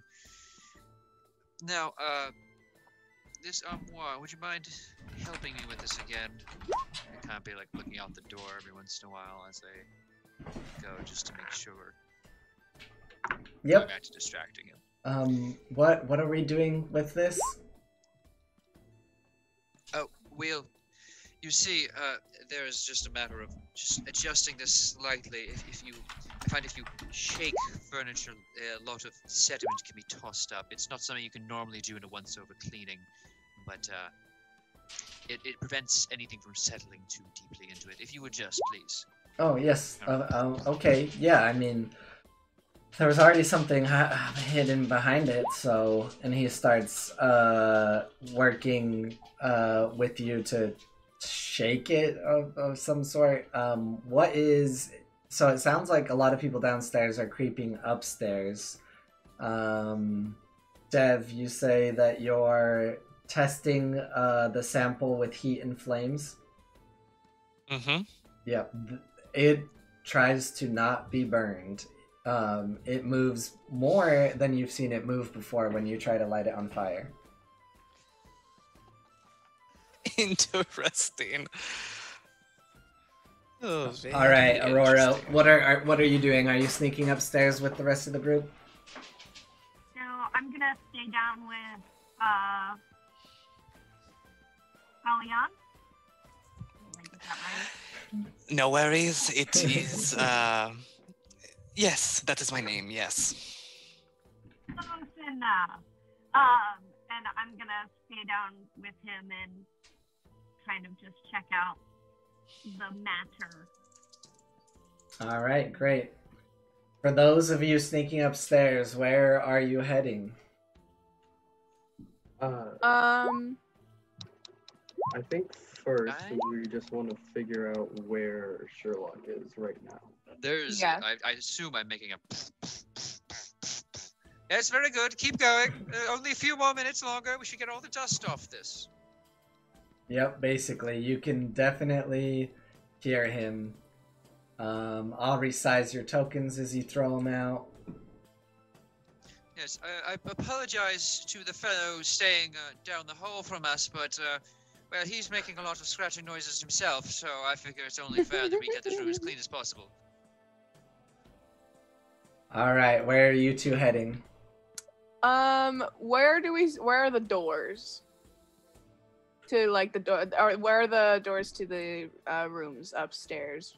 Yep. Where do we have access to? Yep. Well, access. So you guys can kind of hear and see the door where Sherlock's very obviously trying to distract this boy. And then this door, if you peek in real quick, since I already gave you the full lighting, is more just like a storage room. When you come around the corner, let me reveal the whole hallway for you. Oh, don't reveal too much. So there's the doors and doors. I believe that's all the doors. Alright, then I'm going to, given that Sherlock is in this room, I'm going to be curious about this room. Okay. Is it locked? It is. Alright. I'm gonna put my ear up against the door, see if I hear anything. On that room, you do not hear anything, but if you both want to roll me a perception check. Absolutely. Yes. That's going to be a 19. That's gonna be a 5. Alright, well, Phil does not hear anything. Phil's just kind of walking around listening to Sherlock, wondering what Sherlock is really doing. And Valdani, you hear the sound, weird, faint scraping sound from the opposite door than you were looking at. From, oh, why won't you let me This ping? one? Yes, from that one. There we go. All right. Do I see any of the same substance from downstairs that I was talking about around the door? Go ahead and roll me an investigation. Investigation is gonna be a 16. Yep, you get close, and as you get close, you can hear that. And you see oozing out from underneath the door is even more ooze. I don't like that. I'm gonna wave over Phil. I'm like, get over here. And I'm gonna motion to the liquid. Is there a lot of it, or is it like a tiny, like it's just starting to seep out? It's just starting to seep out, but it's more than you've seen before. Oh dear. All right. Should we? Then I feel like, well, looks like my theory didn't quite make it. Yeah, this looks to be our guy. I'm going to then, I'm gonna knock on the door, but I'm gonna take a book out of my bag, and I'm gonna use the spine of it, like the top corner of it, and kind of like that on the door. I don't want to touch it. Yeah, as soon. I'm hiding over here. I'm just gonna hide over here just in case something. Yeah, as soon as you knock on the door, you hear like a. Oh! And you hear a crash, and like it just sounds like. And the door doesn't open. Yeah, fuck Alright. that. I'm going to go down the hall. I'm gonna go back downstairs. Like, I hear the crash and I'm like, yep, we're leaving. I'm gonna turn, start walking. Phil can see me walk. I don't need a motion for him to follow me. All right, you guys are running back downstairs. Yep, No, I'm Phil is trying. curious. I'm trying to get downstairs as quickly as possible, but I'm not. I'll be stealthy about it. All right, Phil. You said you're curious? Yeah, I'm curious. Is there like was it just the one loud crash, or does there seem like there's a lot of commotion going on inside now? It sounded pretty hectic, but there was definitely one significant loud crash. And as you're sticking there, Sherlock, you can see Valdani like heading back downstairs, and you heard the crash as well. Phil, are you doing anything else to the door? Yeah. Can I pick a lock, or attempt to pick a lock? Sure, go ahead. Start touching the lock. As you put your hands around it, the door is not locked. Oh, it's not locked. Okay. Are you opening the door? I'm going to open the door, standing on this side, turn the handle and push it open so I'm not right in front of it. And Okay. making sure that my shoes are not by any of the liquid. Okay. All right. So the door actually opens out into the hallway, and you see this and more ooze all over the floor, and you see these little purple worms scurrying around, and they all look at you and they just like squeal at you and all just aim directly at you. And can I have everyone roll initiative, please? Ooh, You just had to open the door. I had to. No. Curiosity. You chose to. I chose to, but I had to. Because curiosity. It was Wow. really about curiosity. Where was mine? There it is. You guys might be lucky though. It goes longer than it's supposed to. It's like curiosity killed the cat, but something brought it back. But it was We're like, just focusing on that first part right now, where he's about to be eaten by worms.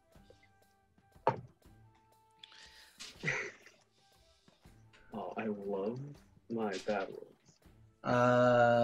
Okay. Thank you, Sir Heck. Satisfaction brought him back. So everyone downstairs has heard the crash upstairs. Everyone upstairs definitely heard the crash. And do you want to yell anything, Phil, for a free action? Yeah, yep, 100% just yelling. Worms are bad! Worms are bad. Worms are bad. Yes, usually only animals have worms in them, but it's not uncommon for humans to... All right. Yeah, it could happen. So... It sometimes does. The worms are definitely going to start trying to get out of the room. When the crash and everything happens, the boy that's with Sherlock and hearing you yell, he just immediately runs back downstairs. Aurora, you are first. You've heard Phil yell out and you heard the crash and everything. What are you doing?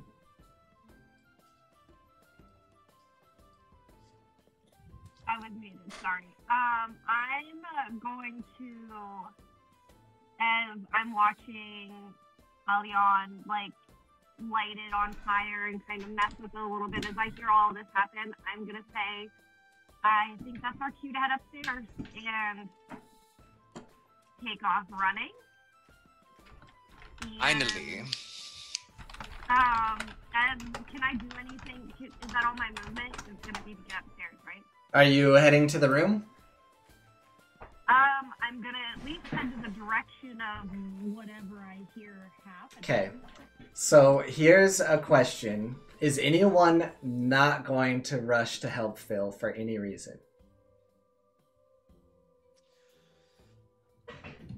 I feel very conflicted about this. I am not gonna run. I'm not gonna run. I will make my way up there, but I'm not gonna dash by any means. I will happily be like a turn behind. You do not need to worry about movement speed. If you're going to get there to help him, you make it. I just need to know if anyone is sitting out for any reason. Damn, that suggests something, but we're there to help, so I don't think anyone is going anywhere. All right, Sherlock, are you springing to action? Of course. All right, everyone, go ahead and put your tokens up next to Phil. This is where we are going to break with D&D Raw for a second. As Phil opens the door, he sees these worms. He probably tried for a second to close the door again. Definitely wasn't able, as they now all start spilling out into the hallway and are in the room. So this is going to be different. On your turn, you are going to have to try to get rid of the worms. You cannot use magic, and you cannot use your normal weapons. In a sense, you cannot use them how you normally would, because then you would be firing willy-nilly, and these are small. You can stomp on them with your feet, you can punch them. Your goal is to basically not blow apart this inn. So what we're going to do is we're going to go through turn order, and that is your turn getting to Phil, and then I'm going to explain to you how you're going to get rid of the worms. However, Phil is up, so he can start. What I need you to do, Phil, is tell me how, after I've just explained to you how to deal with the worms, how would Phil approach getting rid of some worms? Oh god. What are these little things? Those are barrels and a table. Cool. Phil is going to over here come and grab one of those barrels. I don't know if he can lift it, but he's gonna like... Yep, you can lift it. Yeah, he's gonna grab that barrel lift it and just stand right here and just like chuck the barrel into the room. Okay, I need you to go ahead and roll me a d20 and tell me what you roll. Okay. Actually, roll this one with disadvantage too. So roll 2 d20s, tell me which one's lower. Yeah, that's 17. I got an 11. Okay, so you pick up the barrel. It's like a hefty, used, like whiskey barrel. So it's pretty good. You throw it into the room at a bunch of worms, and you smush 11 of them as it rolls over them, and you hear them just. And they all start just pouring out of the room towards you. And as these worms are pouring out, there's a very obvious trail of ooze. And the more you guys are in this area, the more you're kind of stepping on it, like as you pick up your feet and you're walking here. And you are the end of the turn order, basically, but the worms also are just about as fast as you. So they are going to jump at Phil. What were you going to say, Phil? I was going to say, could I use the rest of my movement to hop over here? You cannot. I cannot, okay. You picked up a barrel and threw it. They're jumping towards you. Okay. So some worms are going to come out. Oh no, can I not select these? Oh, that's why. Come on, roll 20. That's silly. Alright. So they're gonna pour out and they're gonna come at you. And they are going to try to jump on and attack you. Hey. And they critically failed. So all these worms are scattering and skittering all over, and they jump out of the room like foof, foof, foof, and they all miss you, but now some of them are out in the hall. So everyone else ran to help Phil on their turn, and then Phil had his turn to attack. So Aurora, it is your turn. I just need you to let me know how you would best squish some worms. Can I do anything else or no? Do I just get to smush worms? So you can do whatever you want, and you can still cast spells and stuff and use your weapon if you want. I will just advise it will not be very... It won't work out very well.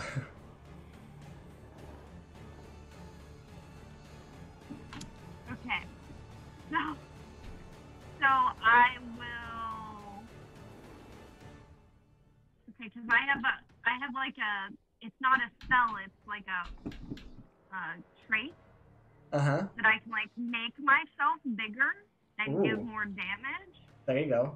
So like, okay, all right. So you guys are gonna see Aurora kind of touch her forehead and trace a rune, and she's going to imbue herself with the might of giants, and she will now be a large creature. So she will be large size. And she's just going to start stomping on them as hard as possible, I guess. Yep, with that, can you roll me 2 d20s and give me the higher number? Uh,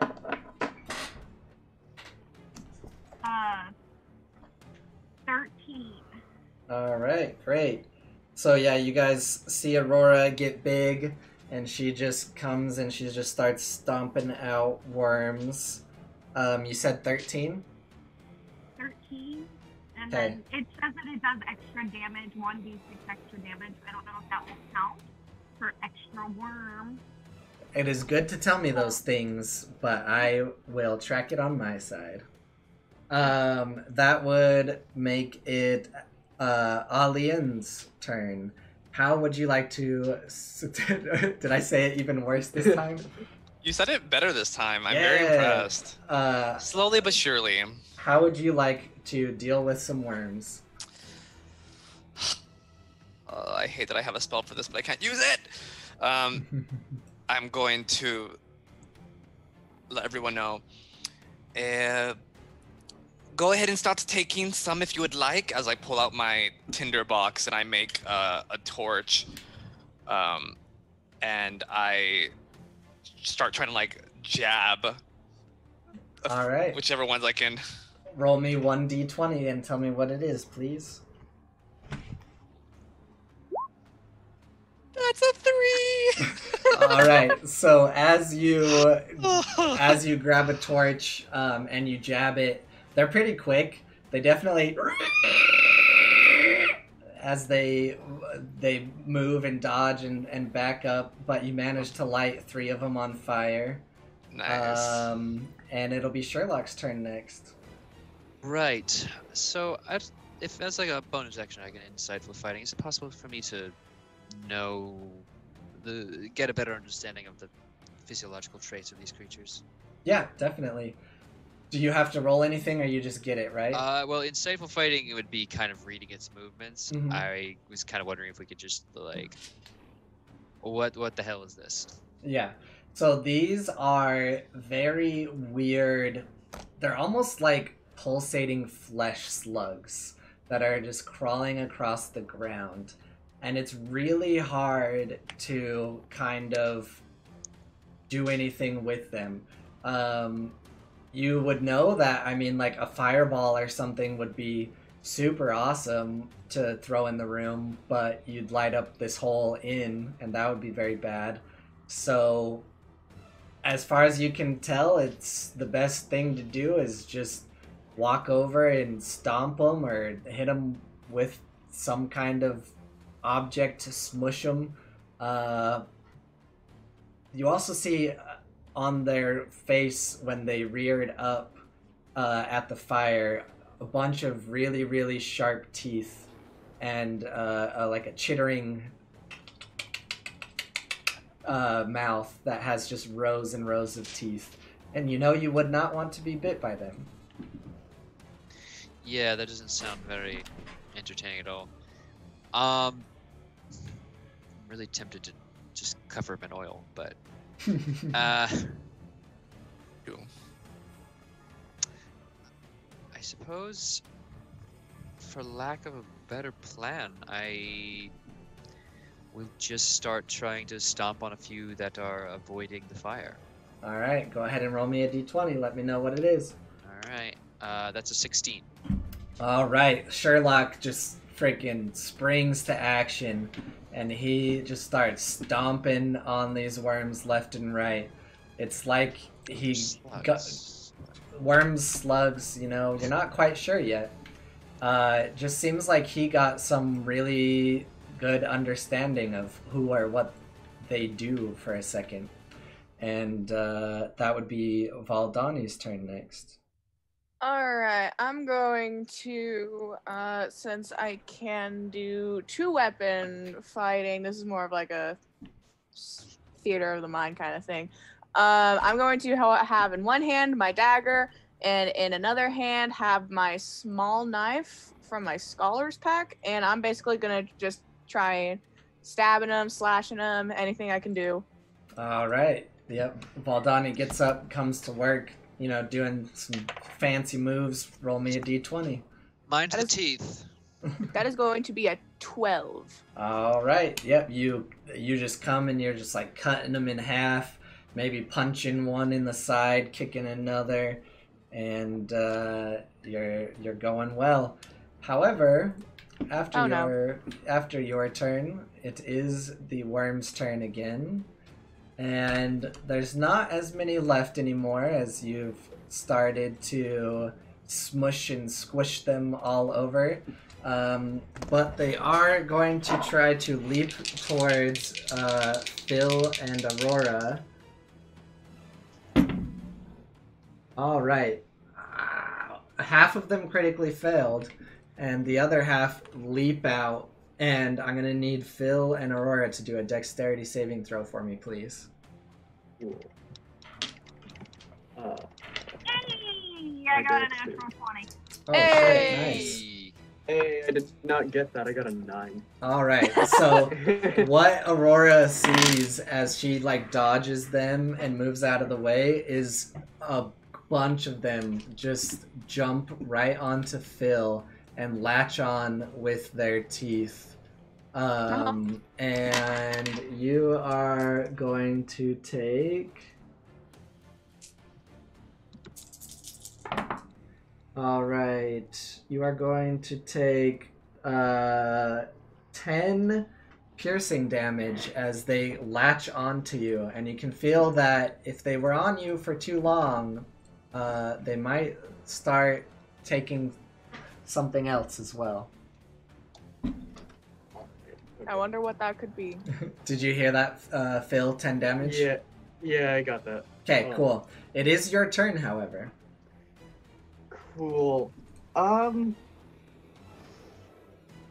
Okay. So I want to bonus action help for my mastermind thingy. So I'm going to say to Aurora, what am I gonna say to Aurora? Don't step on me. So she gets advantage on attack rolls. Or on her next attack roll. Okay. And I'm gonna pull out my tinderbox and light myself on fire. I'm just gonna, like, that vest that I have on, I'm just gonna ignite that vest in flames. Alright. Roll me a d20. Another 4. All right, so you do. 4 of them are very occupied with sticking to you, so they go up in the flames. I need you to now roll a dexterity check for me real quick. Straight. Dexterity saving throw specifically. Gotta stop, drop, and roll, man. That's a 10. All right, you are going to take some fire damage. Yep. I don't really know what to do in this situation, so I'm just going to roll a dice and we're going to call it good. And, oh, you are so lucky. You take 1 fire damage right now as you're, like, going like this and whatnot, but you're not putting the fire fully out. But it is Aurora's turn. Phil is currently on fire, and surprisingly, there are actually only about 2 worms left. Wow. Yeah, I'll go ahead and mush them if I can. All right, are you still big? Yeah. All right. That lasts for 1 minute, so 10 rounds, right? All right, yep. Roll. Go ahead and roll 2 d20s. Tell me which one's higher.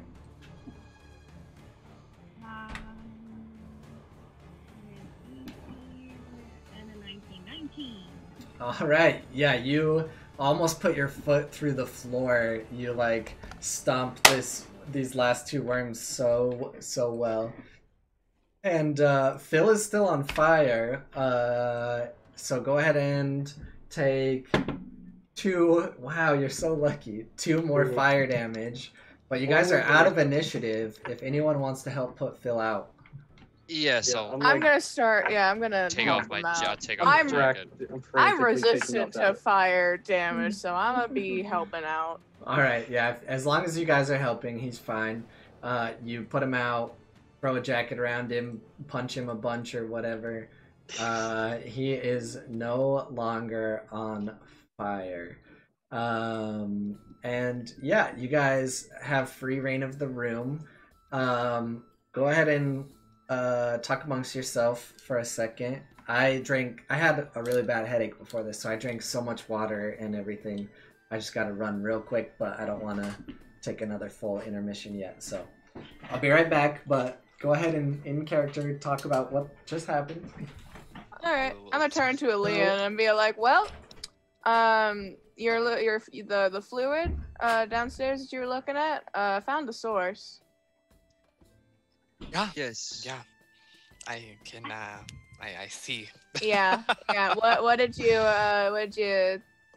figure out down there? Were you able to get anything? Fire bad. Ah, well, could you clear away some of it then, so we may access the room more easily? It's. If you don't have the stomach for it, I can handle it. No, it's not that. The substance is aversive to fire. It moves away from. You have to make sure that you catch it and touch it. Precisely why your torch will come in handy clearing away some of this. I'd rather it not be stuck to the bottom of our shoes moving forward. Well, given its capacity to chew through organic materials. Well, everyone, take a torch. Teamwork is what we're here for. Mm-hmm. All right, I'm going to pull out my torch. I have one. I'm gonna light it. Yes, good. Additionally, worth noting, something I've noticed from our adversaries here, there seem to be some kind of flesh-consuming slug, in case you couldn't already tell with our encounter here. I believe they are likely, if not symbiotic to, directly linked to the slime or pus. And yeah, when DM gets back, I'll go ahead and run a forensics, an autopsy on the. Oh, there he is. Just in time. Yay! I was just about to run an autopsy on a singular worm slug. All right, go ahead.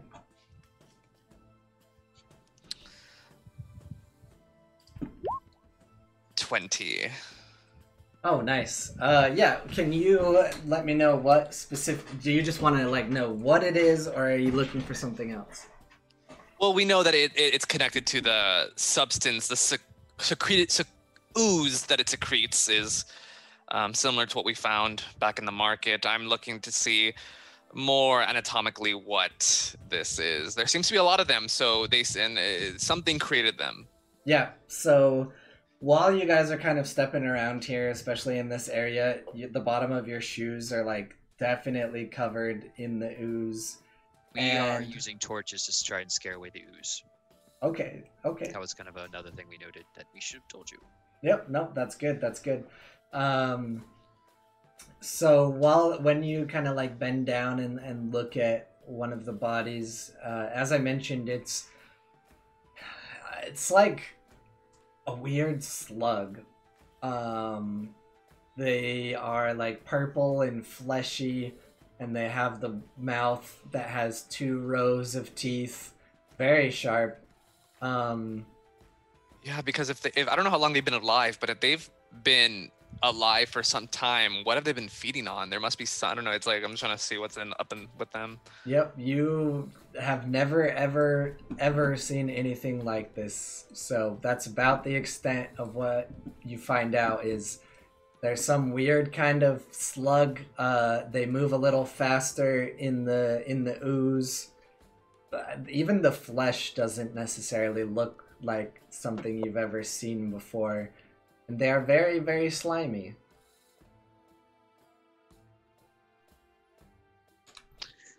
I regret to inform you that until I find out the source from which these slugs, worms, whatever you want to call them, from which they originate from, their progenitor, I cannot know more. These are quite the anomaly. I'm sorry, I cannot provide more. Yeah. Do not worry. The fact that our entire case is based off an anomaly tells us we're in the right place. As you guys are standing there talking, you feel a gust of wind inside, and it kind of swings the door open a little more. And Sherlock, Alien, and Valdani, you have a perfect sight into the room as this happens, and there's just a giant hole in the side of the room leading directly outside. Hold on. I'm gonna take a couple steps towards the door, and I'm gonna open it a little bit more, get a clear view of the entire room. Yeah, so the room is in complete disarray. It's covered in all sorts of gross, and I need you to roll a Constitution saving throw, please. Of course. In the meantime, I would have That's asked. going to be a 19. Nice. I would have asked Sherlock, did you find anything in the other room? Well, a frighteningly small amount of dust, and this small picture book. Is it in Inferno? El Perro del Infierno. I believe it may be Spanish. Though the subject is, of course, some kind of demon dog creature. At the moment, unrelated, but worth noting. I'll hold on to it if that's quite all right. Yeah, for the 19, you feel like you want to throw up, but you manage to hold it down very well, and you see that just in the corner, basically, that the bed is up against is just a huge hole straight through the wall, straight through the wood. It's like dripping the ooze and stuff down it, and that's what you see. I think they found the reason that man hasn't left, because this. Yeah. Can I see into the hole from this distance, or would I have to get closer to it? Depends on what you're trying to see. You can see straight outside now. Where does it lead to? Into the street, basically. There's like a... Was this visible from the road? It is now.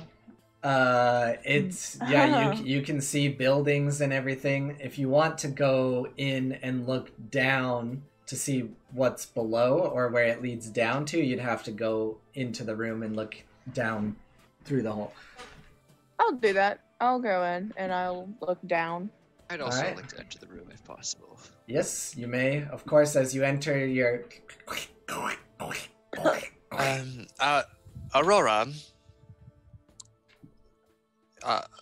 Is Aurora there? Yes, but she's muted. Yes, I am.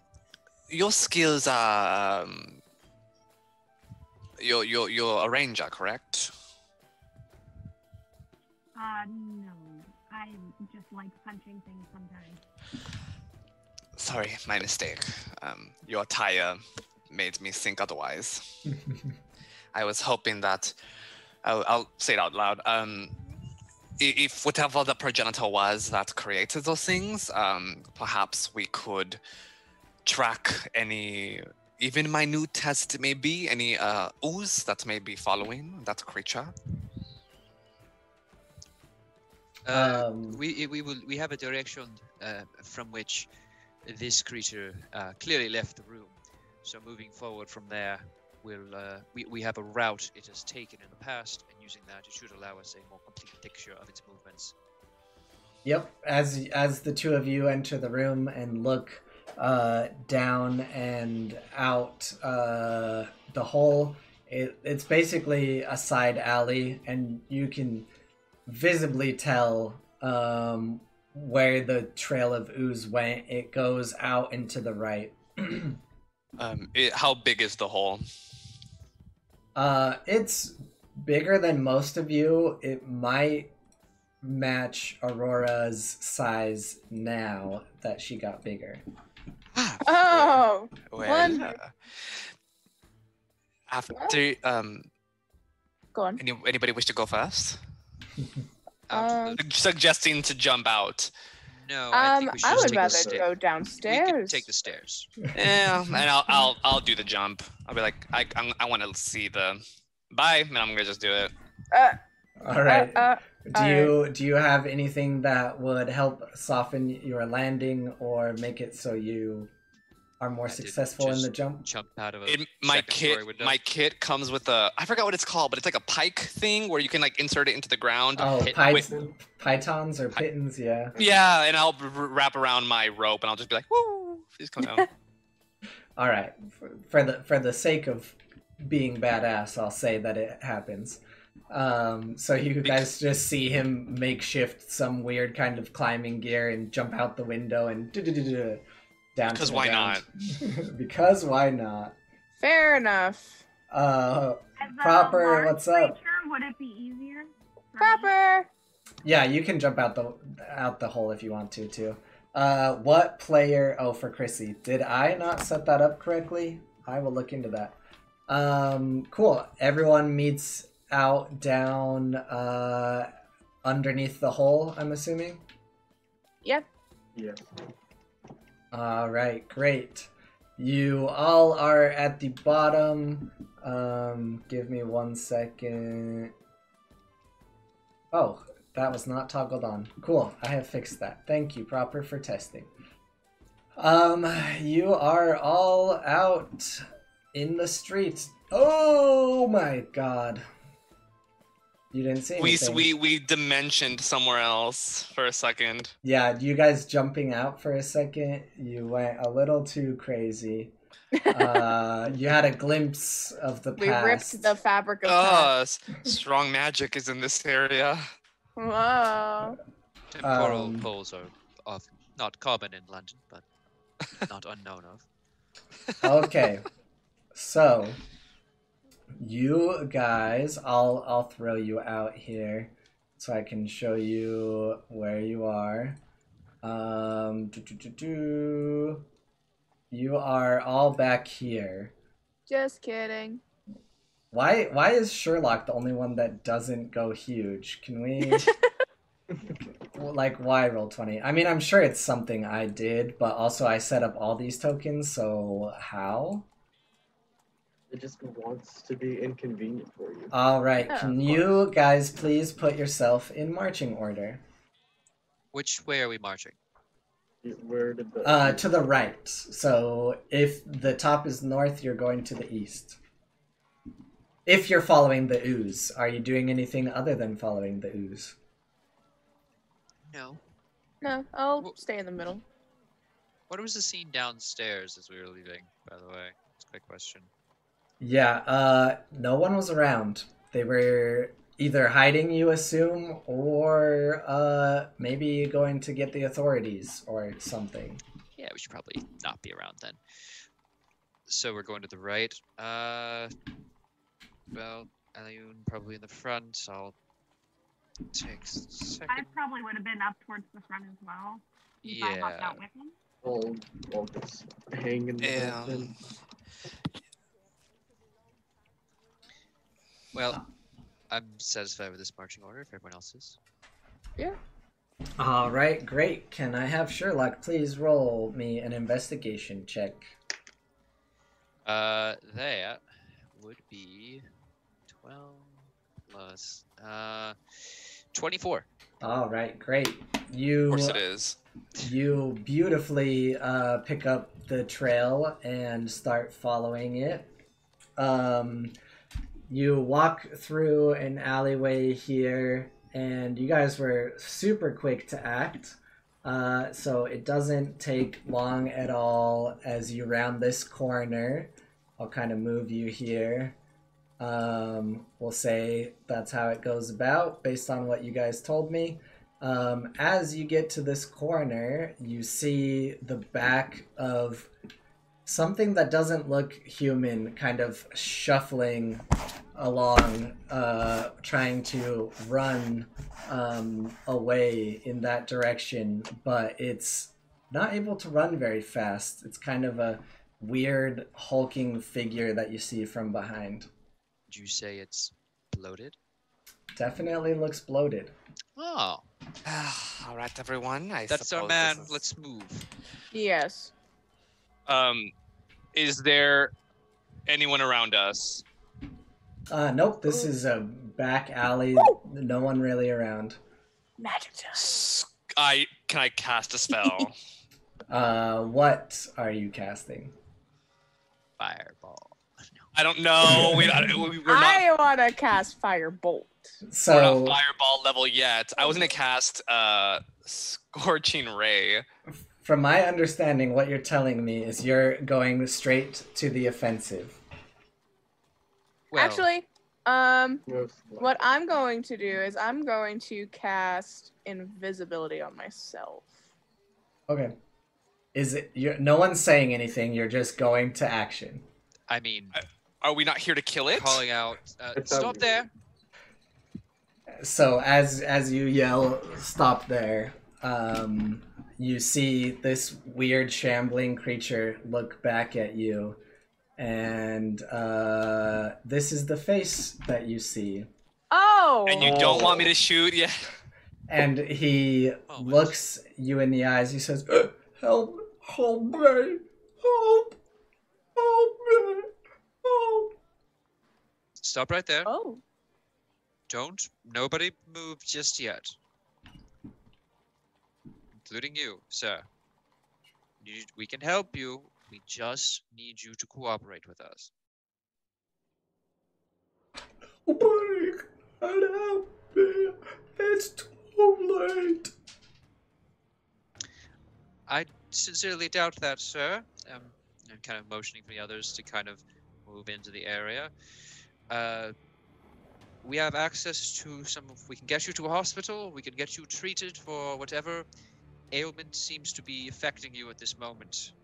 No! It's too late! I'm instantly going. And everyone roll initiative. Yes! I told you. I wanted to. It was worth a Are you shot. kidding me? I've gotten a 4 like what, like 6 The ministry times? will hear of your hesitance. Yes. Your ministry of... and they'll be sure to hear of your recklessness. What have I done? Nearly setting fire to an inn. I'm sure they will love to hear that. No, I used a torch, contained, controlled, fake news. You are the 1860s version of the fake news. You're CNN. JK, love CNN. Cole, Sorry, I had to change something up a little bit. Sure. Oh no, why is Sherlock not here? One sec, What do you give me a mean? sec. Of course I'm here. The timefold bamfed him out for a second. Ah, yes. What? It's probably because I made this before, the secret reveal. There we go. Alrighty. Let me actually do this now. Okay. Sherlock rolled a 22. Of course he did. What's coming out of here with such French hostility? My goodness. Alien, is that a 7? We don't talk about it. I'm the 7. Oh, I'm Oh, sorry. you both got French 7? second Get act. 7s? The French not prepared? The French 7.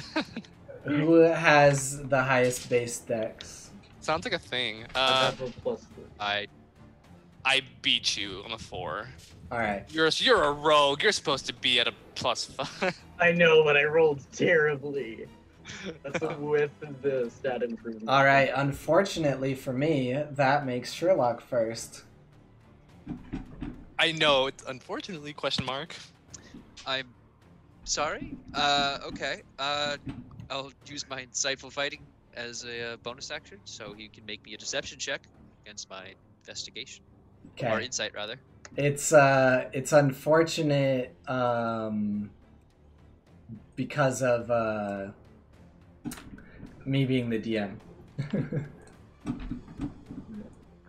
Alright. What am I rolling? Sorry. Deception, as I attempt to read this creature's movements. Alright. Rolled a 14. Ooh, close, but I rolled a 16. Ooh.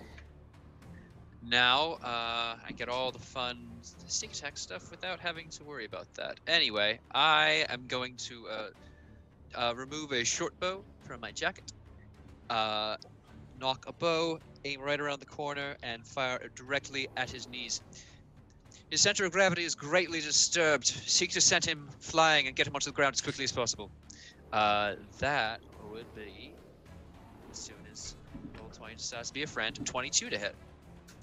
That will hit. Okay, you can take 9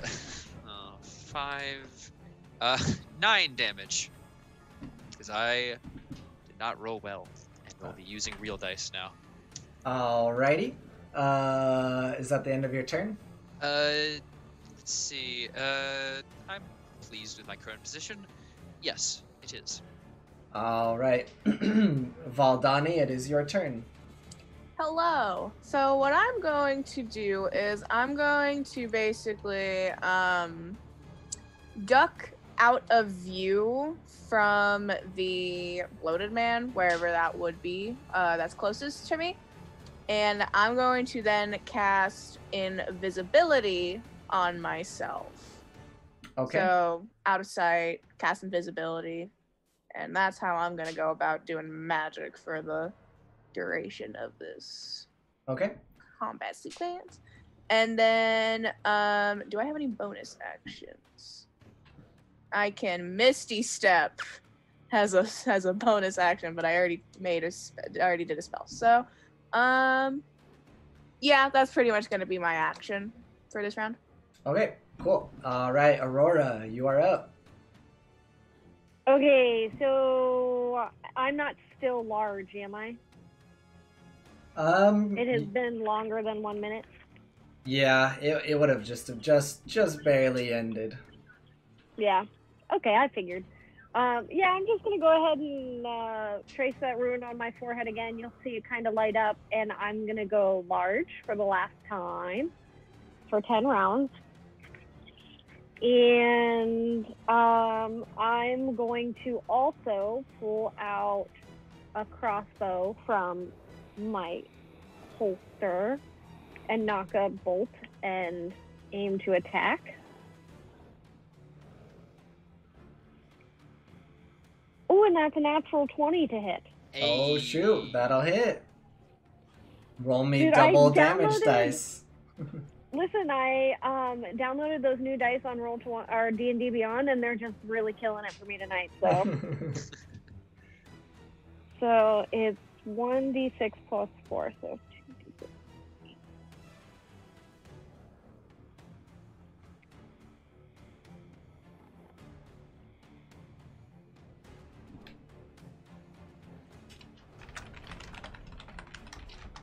Okay, so 3, 4, 5, 6, 7, 8, 9, 10, 11, 12, 13, 14 damage. Nice. What kind of damage is it? That was with my crossbow, so I'm assuming piercing. Okay. All right. And is that the end of your turn? Yes. All right. It is the bloating man's turn as he looks at all of you as you're attacking him. And you see, like, another shift in his face, and he says, "Help! Help! Help me! Help! Nobody can help me now." As he runs towards Alien, I guess. And as he runs, you see, like, his body is just it's like pulsating and dripping. And as he gets closer to you, can you roll me a Constitution saving throw real quick, please? I am going to use my reaction to activate Warding Flare. I'll put it right there in the thing for you. He has not attacked you yet. Oh. He smells very, Sorry. very bad. What was this again, you said? A Constitution saving throw. Ah, that's not good for me. All right. Yep, you're fine.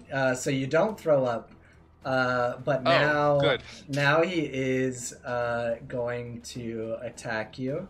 Warding Flare for disadvantage. Okay. You can use your reaction to impose disadvantage on the attack roll. Cool.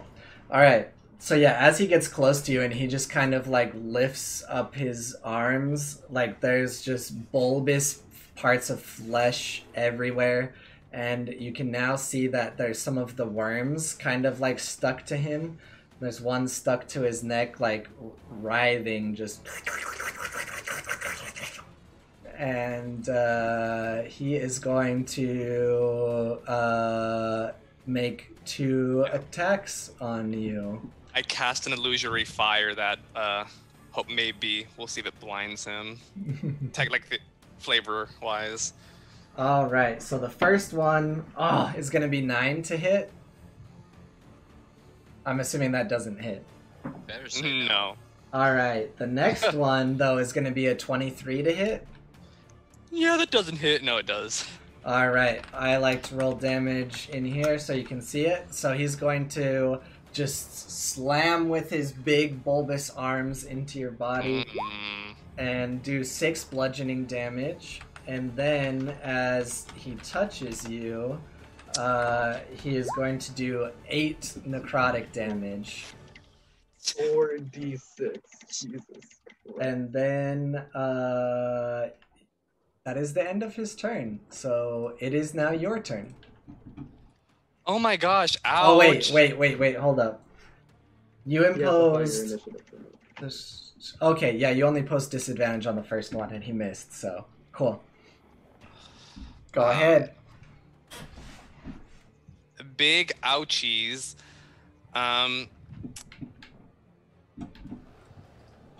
Let's see. I am going to channel divinity Radiance of the Dawn, and he needs to make a con save or take 2d10 plus 3 radiant damage. Okay. Or half on a success.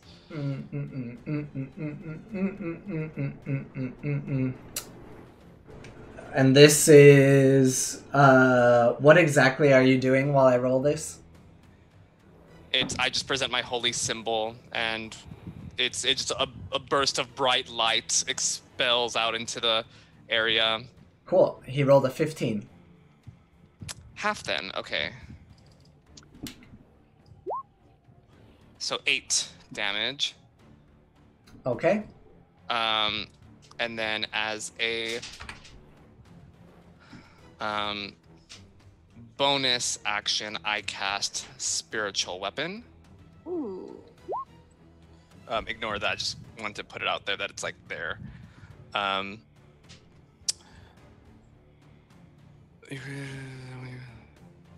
Oh, so I can attack when I cast it.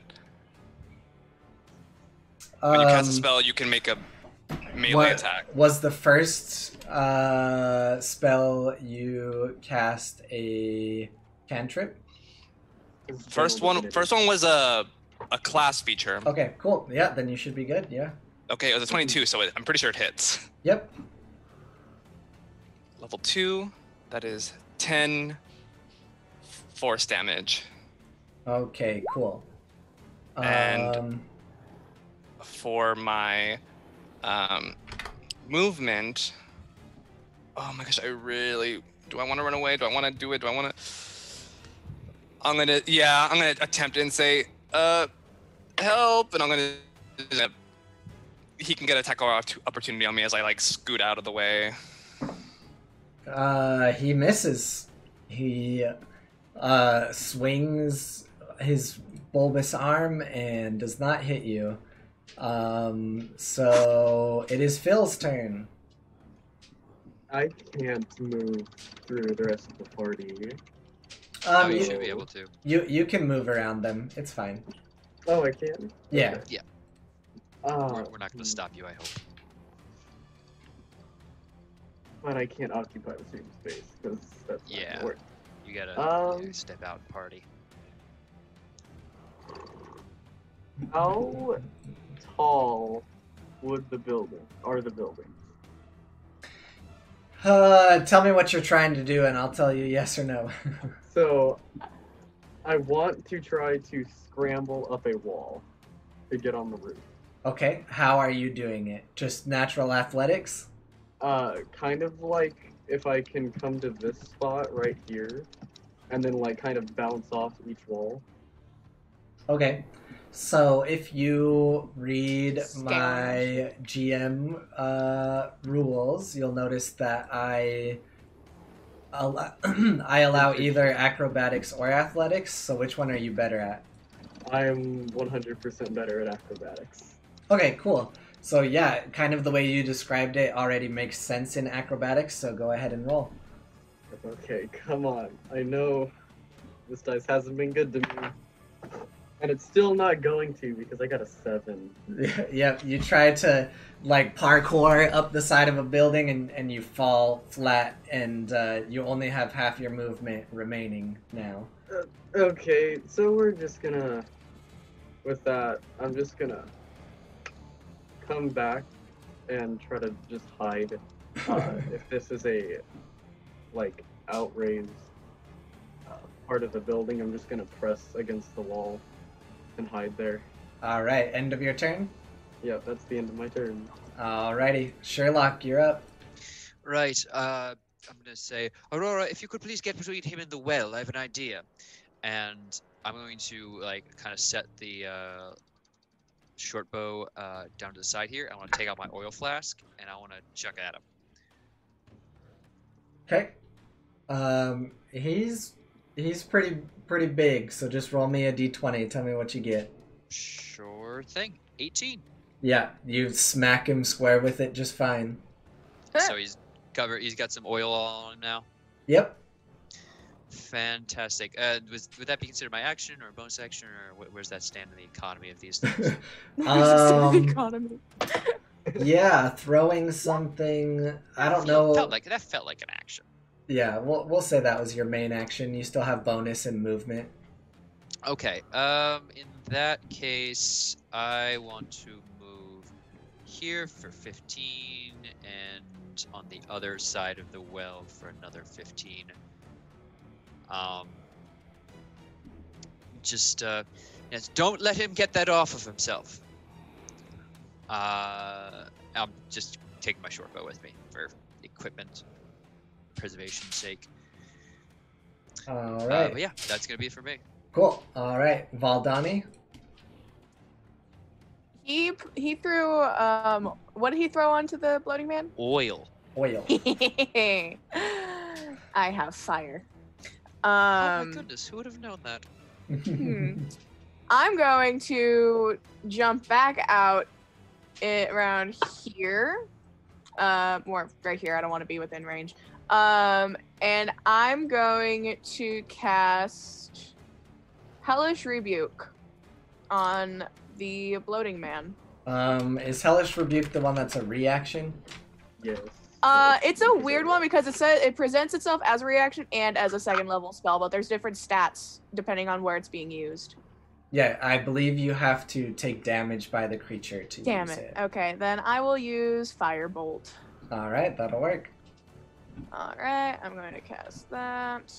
That is a +5 to hit. That is going to be an 18. All right, that does hit him. Go ahead and roll your damage. Just misses.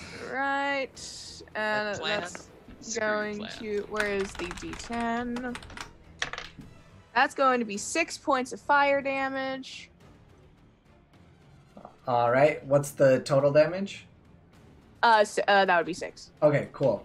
Yep, as you strike him with that, he starts to go up in flames. And I will track him being on fire on my end. So he takes the initial damage, and then you see him, while being on fire, take a little more than just normal, but not too much, because I'm rolling bad no matter what. Is that the end of your turn? Possibly. Am I able to cast Misty Step as a bonus action? Because that was a cantrip. Yep. All right, and then would that spend a spell slot as a bonus action, or? Yep. That would. Okay. Then. No, I'm not going to do that. That's a 3rd level spell. Yeah, I'm just going to.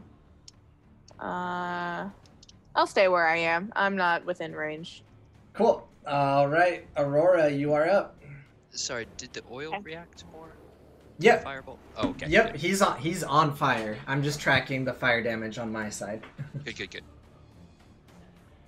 So before I do any movement, I'm going to knock another crossbow bolt, and I'm going to yell to Sherlock, what did you say you wanted me to do again? Don't let him get in the well. Okay.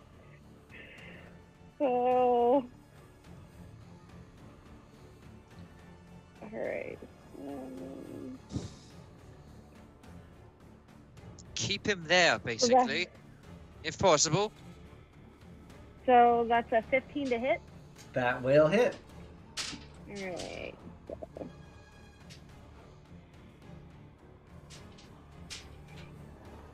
5, 6, 7, 9 total piercing damage.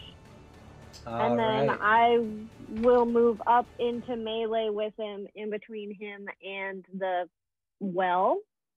Okay. And let me see this bonus action. Hang on. I'm going to you'll see me do another rune on my forehead, and I'm going to cast a storm rune on myself. I'm going to invoke it as a bonus action. You'll see my eyes kind of roll into the back of my head, and until the state ends, when me or another creature you can see within 60 feet makes an attack roll, a saving throw, or an ability check, I can use my reaction to cause the roll to have disadvantage. Nice. Wow. Which ones were that again? What do you mean? What can you impose disadvantage on? Sounds like every single roll you could possibly make, but every one of them. Yeah. An attack roll, a saving throw, or an ability check. Oh, great. anything with a d20, basically. Yeah. All right. D20 roll. Is that the end of your turn? That's it. All right, great. It is his turn. He's going to look at you now by him. You know not what you best with. And he is going to reach out and try to slam you twice. Sure. Expected that. All right. Disadvantage to one of those. Yeah, are you using your reaction to give him disadvantage on one of them? Yes, please. Okay. All right, so that's gonna be a 13 to hit on the first one. That one will not. All right. That was cocked. All right. He is going to hit, I assume a 25 hits. Yeah. All right. So he's going to do this much bludgeoning damage, and then you're going to take this much necrotic damage, and then he's on fire. You're going to take that much fire damage as his flaming arm swings and slams into you. It's very low amount of fire damage, so the oil and the fire do not spread to you. But 6 bludgeoning, 3 necrotic, and then 1 fire damage. And unfortunately, that is the end of his turn. It is Alien's turn. Let's roll some spiritual weapon. Oh, bonk. Well, maybe not. Yeah. No Well, spiritual yeah. weapon. I changed my mind actually. Oh. Yeah. I take it back. It's just a silly thing. I'm My gonna do a spiritual weapon. my spiritual weapon actually attacks like this. Pulls out a knife. All right, what else you got? I can't use that. I can't use burning hands because we're too close to a house or building there. So I'm gonna come here and tell Aurora to move away from the well before I get to act again later on. But for now, I will cure wounds her. Okay. Thank you. For 10. So exactly what you got hit with. All right. Is Hey, it cancels out. that, is that the end of your turn? Just as planned. It is. Okay. All right, Phil, you're up. Right. Phil is going to rush out over here right next to the floating man and go to stab him. And if I hit, do I get sneak attack since he's engaged with another Yep. party member? Damn. This fire damage is very smart, but also not helping you guys because I'm rolling very poorly. I got a 10. 10 does not hit. Okay. Damn. Oh. Never trust roll 20, guys. It's rule I number know. 1. I'm not rolling great on anything. Is the Bloating Man flanked right now? Me when I asked, do we have to roll and roll 20? Do we have to roll and roll 20? He's not technically flanked right Yeah, now, no. spiritual weapon doesn't provide flanking, I believe. Okay. He will. Correct. Okay. Yeah, I'm gonna bonus action disengage. Alright, end of your turn? Yeah, we're gonna come over here now. Okay. Alright, Sherlock. This is up to you.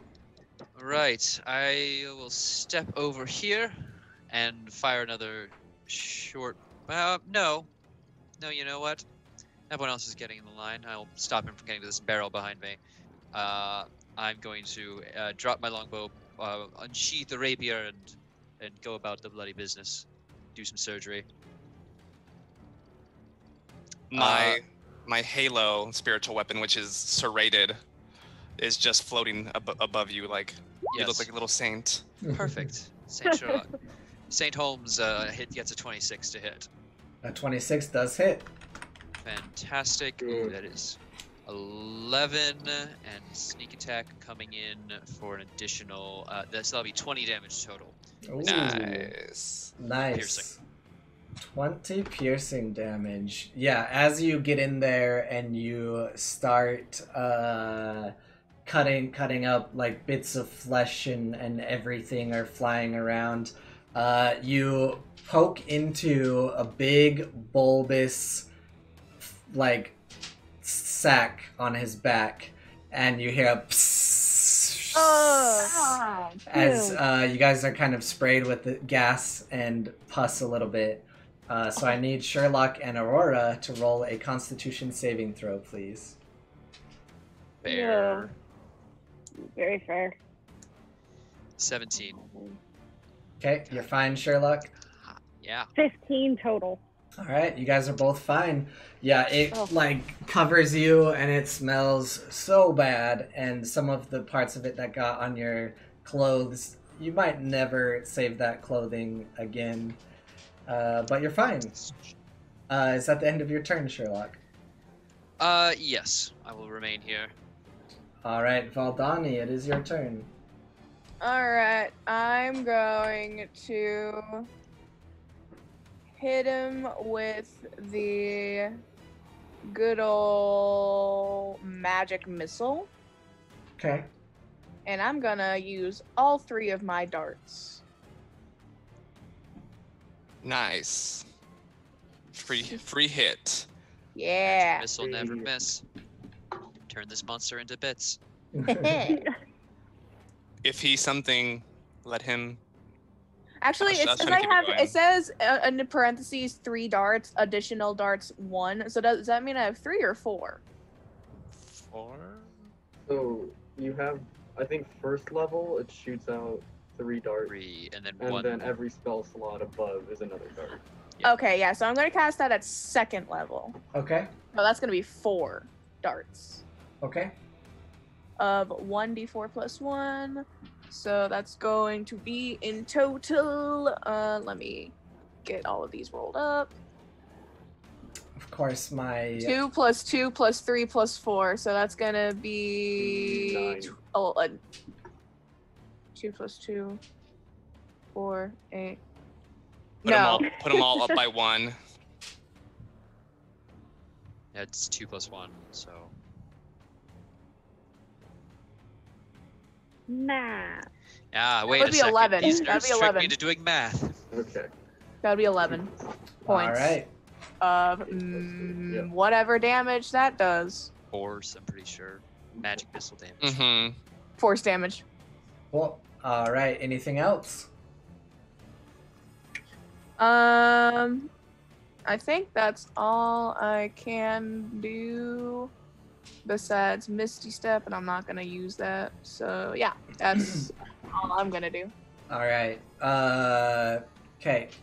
Aurora, you're up next, but before your turn, he kind of has a moment where his face shifts again, and he looks at you, and he's looking really bad. He says, "Help me, please help me."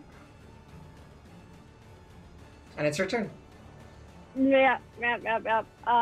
So I'm gonna swing around, staying in melee with him, and I'm gonna yell, "This is very confusing what you guys keep telling me to do." And I'm going to, and DM, you can tell me if you will let this slide or not, but as like a large creature, I'm assuming kind of similar to his size, not as big though, I'm going to try to, like, with the hilt of my sword, just knock him out so that he is like, "Good night, Irene," and then we can start pulling worms and killing them. Non-lethal damage. Okay, yeah. Non-lethal damage. You can go ahead and do that. Okay. All right, and that's with advantage. So a 13. To hit? Yes. Does not hit. Stop shit. Okay. And then I'm gonna bonus action. Oh wait, no, that's not a bonus action. Never mind. Just kidding. Oh, you do have a reroll from proper if you've never used it. Oh yeah, I'll take that reroll then. Okay. I forgot that I had a reroll and a +2. Hey, that was an 18. All right, that hits. Thanks, Proper. Proper You're the best. coming in clutch. Yes. And then, am I doing normal damage on that though? You can do non-lethal. Okay, so is that just? I've never done non-lethal. I just want to. You just do the damage as normal, but you're only doing it until they pass out, basically. No intent to kill. Yep. So six total. All right. He falls to the ground, and he is unconscious. As he falls to the ground, the worms kind of break off from him, and they start scurrying towards you. And I'm going to need you to roll a d20, Aurora. He becomes the bloating man. Yeah. The bloating woe man. All right. Yeah, The sequel. Part 2. You react fast enough, and like two of them fly out towards you, and you just stomp with right foot, left foot.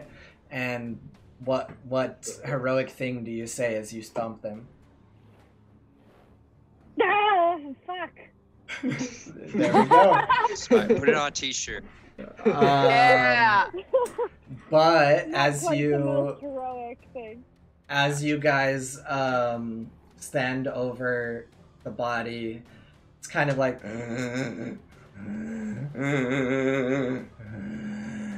and as he's unconscious, he just explodes. You see like tentacles shoot out for a second and then just fall flat to the ground, but you guys are now like the Thing style. You guys are covered in all sorts of gooey, oozy bits. Thaumaturgy to clean. Yeah. I'm going to willingly vomit. There's like, I'm gonna just no con save here. Throwing up. See Aurora just finally have it. The beer and the jerky is coming right back up. This reminds me of Alora with the goblin bits. Yes. Yeah. Yeah. Well, Oh, it's That good thing the was- same Tomb of Annihilations with the meat ladder. that was hardly Meat ladder is sacred. to be expected, but suffice to say, I think we've me finish this one off. Yes, gather up. Let me thaumaturgy you all. I can also help with that. Clean up. I'm gonna thaumaturgy anybody who Alian doesn't thaumaturgy. Tiefling tings. Hey, there you go. You guys are now in the back alley. Even with the thaumaturgy, you are clean, but your clothes still have a smell that's very hard to get out. You're new in the city. I mean, you don't really know of too many places of where to go to clean things or anything, but your friend maybe? Yes, well, I was going to get to that, DM. Who's a DM? It's someone who lives in my brain and tells me to do things. Oh. Is that the English version of the conscience? Perhaps. I'll have to look into more accurate translations. Regardless, if we require somewhere to clean ourselves and heal any wounds you may have encountered and dodge any police interference from Scotland Yard, I have a place we may retire to. My home. I am going to. Oh my god, how big? I mean, this is an odd question. How big would you say these worms are? Like a Subway sandwich, basically. Damn. $5 foot long. Wait, $5 foot long? 6 inch. Ooh. Are we talking Subway 6 inch or actual 6 inch? Subway 6 inch, like. So 5 inch. So 5 inches. Meaty boys. Meatball marinara. A 6-inch meatball sub is about their size. extra cheese just sloughing off. Stop. Oh god. Baked or not baked? Oh yeah, wait. Yeah, it's gotta be baked.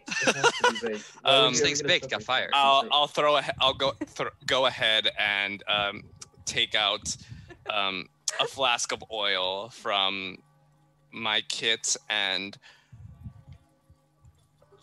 toss it around, and then ask my tiefling friend, to firebolt the ooze away. All right, I'm gonna I got you. Finger guns and firebolt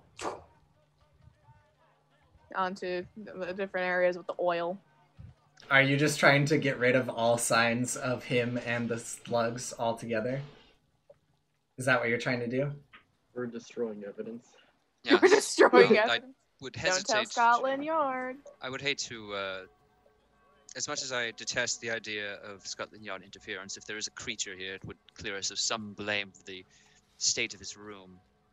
I was just clearing a lot of the ooze. The creature stays. The ooze would be harmful to those that don't understand its properties.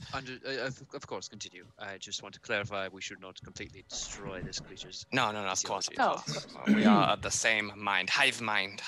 So you'll notice the more you stick around, the ooze and the slugs no longer have any sort of living properties. If you want to try to figure out why, you can roll me a perception check if you want. Sure. And It's not fantastic. That's only a 17. 19. All right. Yeah. If you were asking everyone. Yeah. Anyone who wanted. Okay. Alian, you realize. 17. And yeah, you guys realize. You guys, but not Phil. Realize. So good, guys. There's some ooze here. That the host is dead, and these things are no longer any bit alive. Cool. I'm going to turn to Alion and say, what about an autopsy? Do you want to see if maybe there's something inside? If we could again stress we are on a timer here. I was about to say that Take a slug. I don't understand. We're not eating slugs. I don't understand the legalities of me performing an autopsy without the authorities' permission, because I could get in trouble. If I could insist, we won't be taking the entire body at this stage.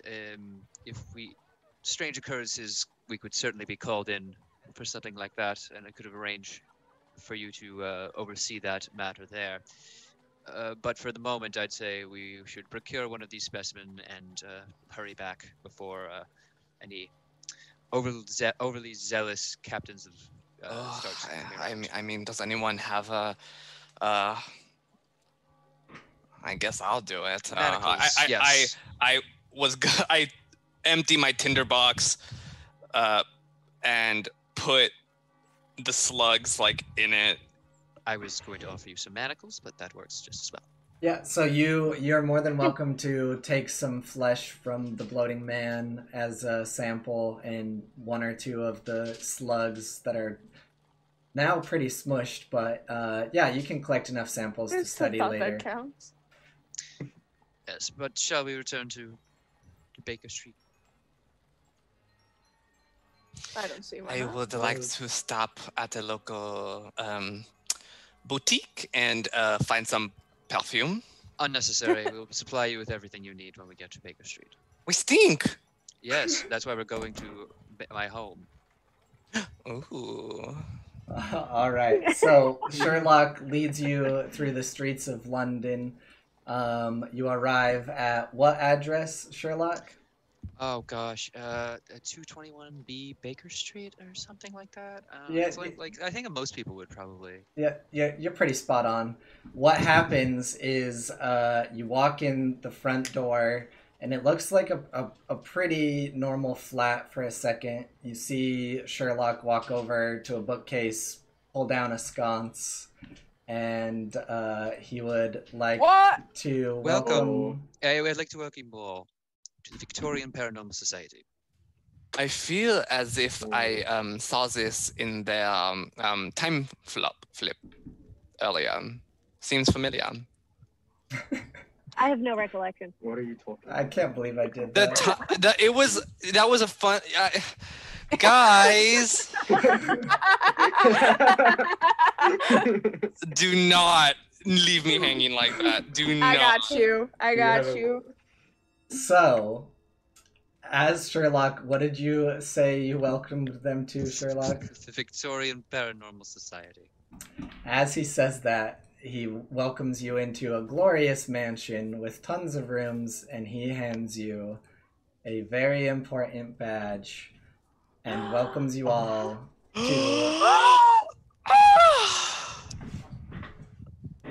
Oh my god, okay. Can we... Yes. Wait, thank you all for joining our session 0. No, I'm just kidding. It's now a campaign. Valdani looks absolutely delighted at this. Yep, so you all get a badge. You're welcome to stay here to investigate further mysteries in the future. And I would like to welcome you to the prologue for Sherlock Investigations. Oh, so our characters. Welcome to Session 0. Yeah, Session 0. Our characters are. Woo! Even if we don't come back for other sessions, we're canon in this world. We're canon. We're canon in this world. We are all right, now I have to give Valdani a backstory. Me too. I have stuck with it now. Yeah. All right. Good. No, it works out. We would be. This is a very good team. Even though we may not. If we're not in other sessions, we can definitely still be around. We all have useful attributes. We're alive. We're alive. That's all that matters. As well, let me share with you some more things real quick here. All right. So here is a quick look into the manor. The large manor estate lies near the edge of the bustling city of London. So there will be special rooms and everything that relate to this that you can use. And then as well, as you get in, Sherlock kind of settles down, takes out his pipe, and lets you know to feel at home. That's kind of how he looks in his study pretty often. Sherlock, is there anything you would like to say to the new recruits? Well, for starters, thank you for all assisting in this case today. There's a lot more we're going to have to look into in the future, and it's good that I was able to confirm my initial suspicions of your capabilities. welcome. Also, I'd heartily recommend taking a bath. Oh, thank you. All right, and that is the end of our session today. What? That's, that's crazy. So, Sounds signups will be out in the next couple days, and the signups will work just like Harper's. So as soon as I drop it, first you can grab a slot, and as slots fill up, that's that. So, all right, we can start doing outros now. I feel like this manor ambiance is a little too quiet, so I'm going to turn it up during this. I have been your DM, Kohlrabi. I won't take too much at this time. Let's start with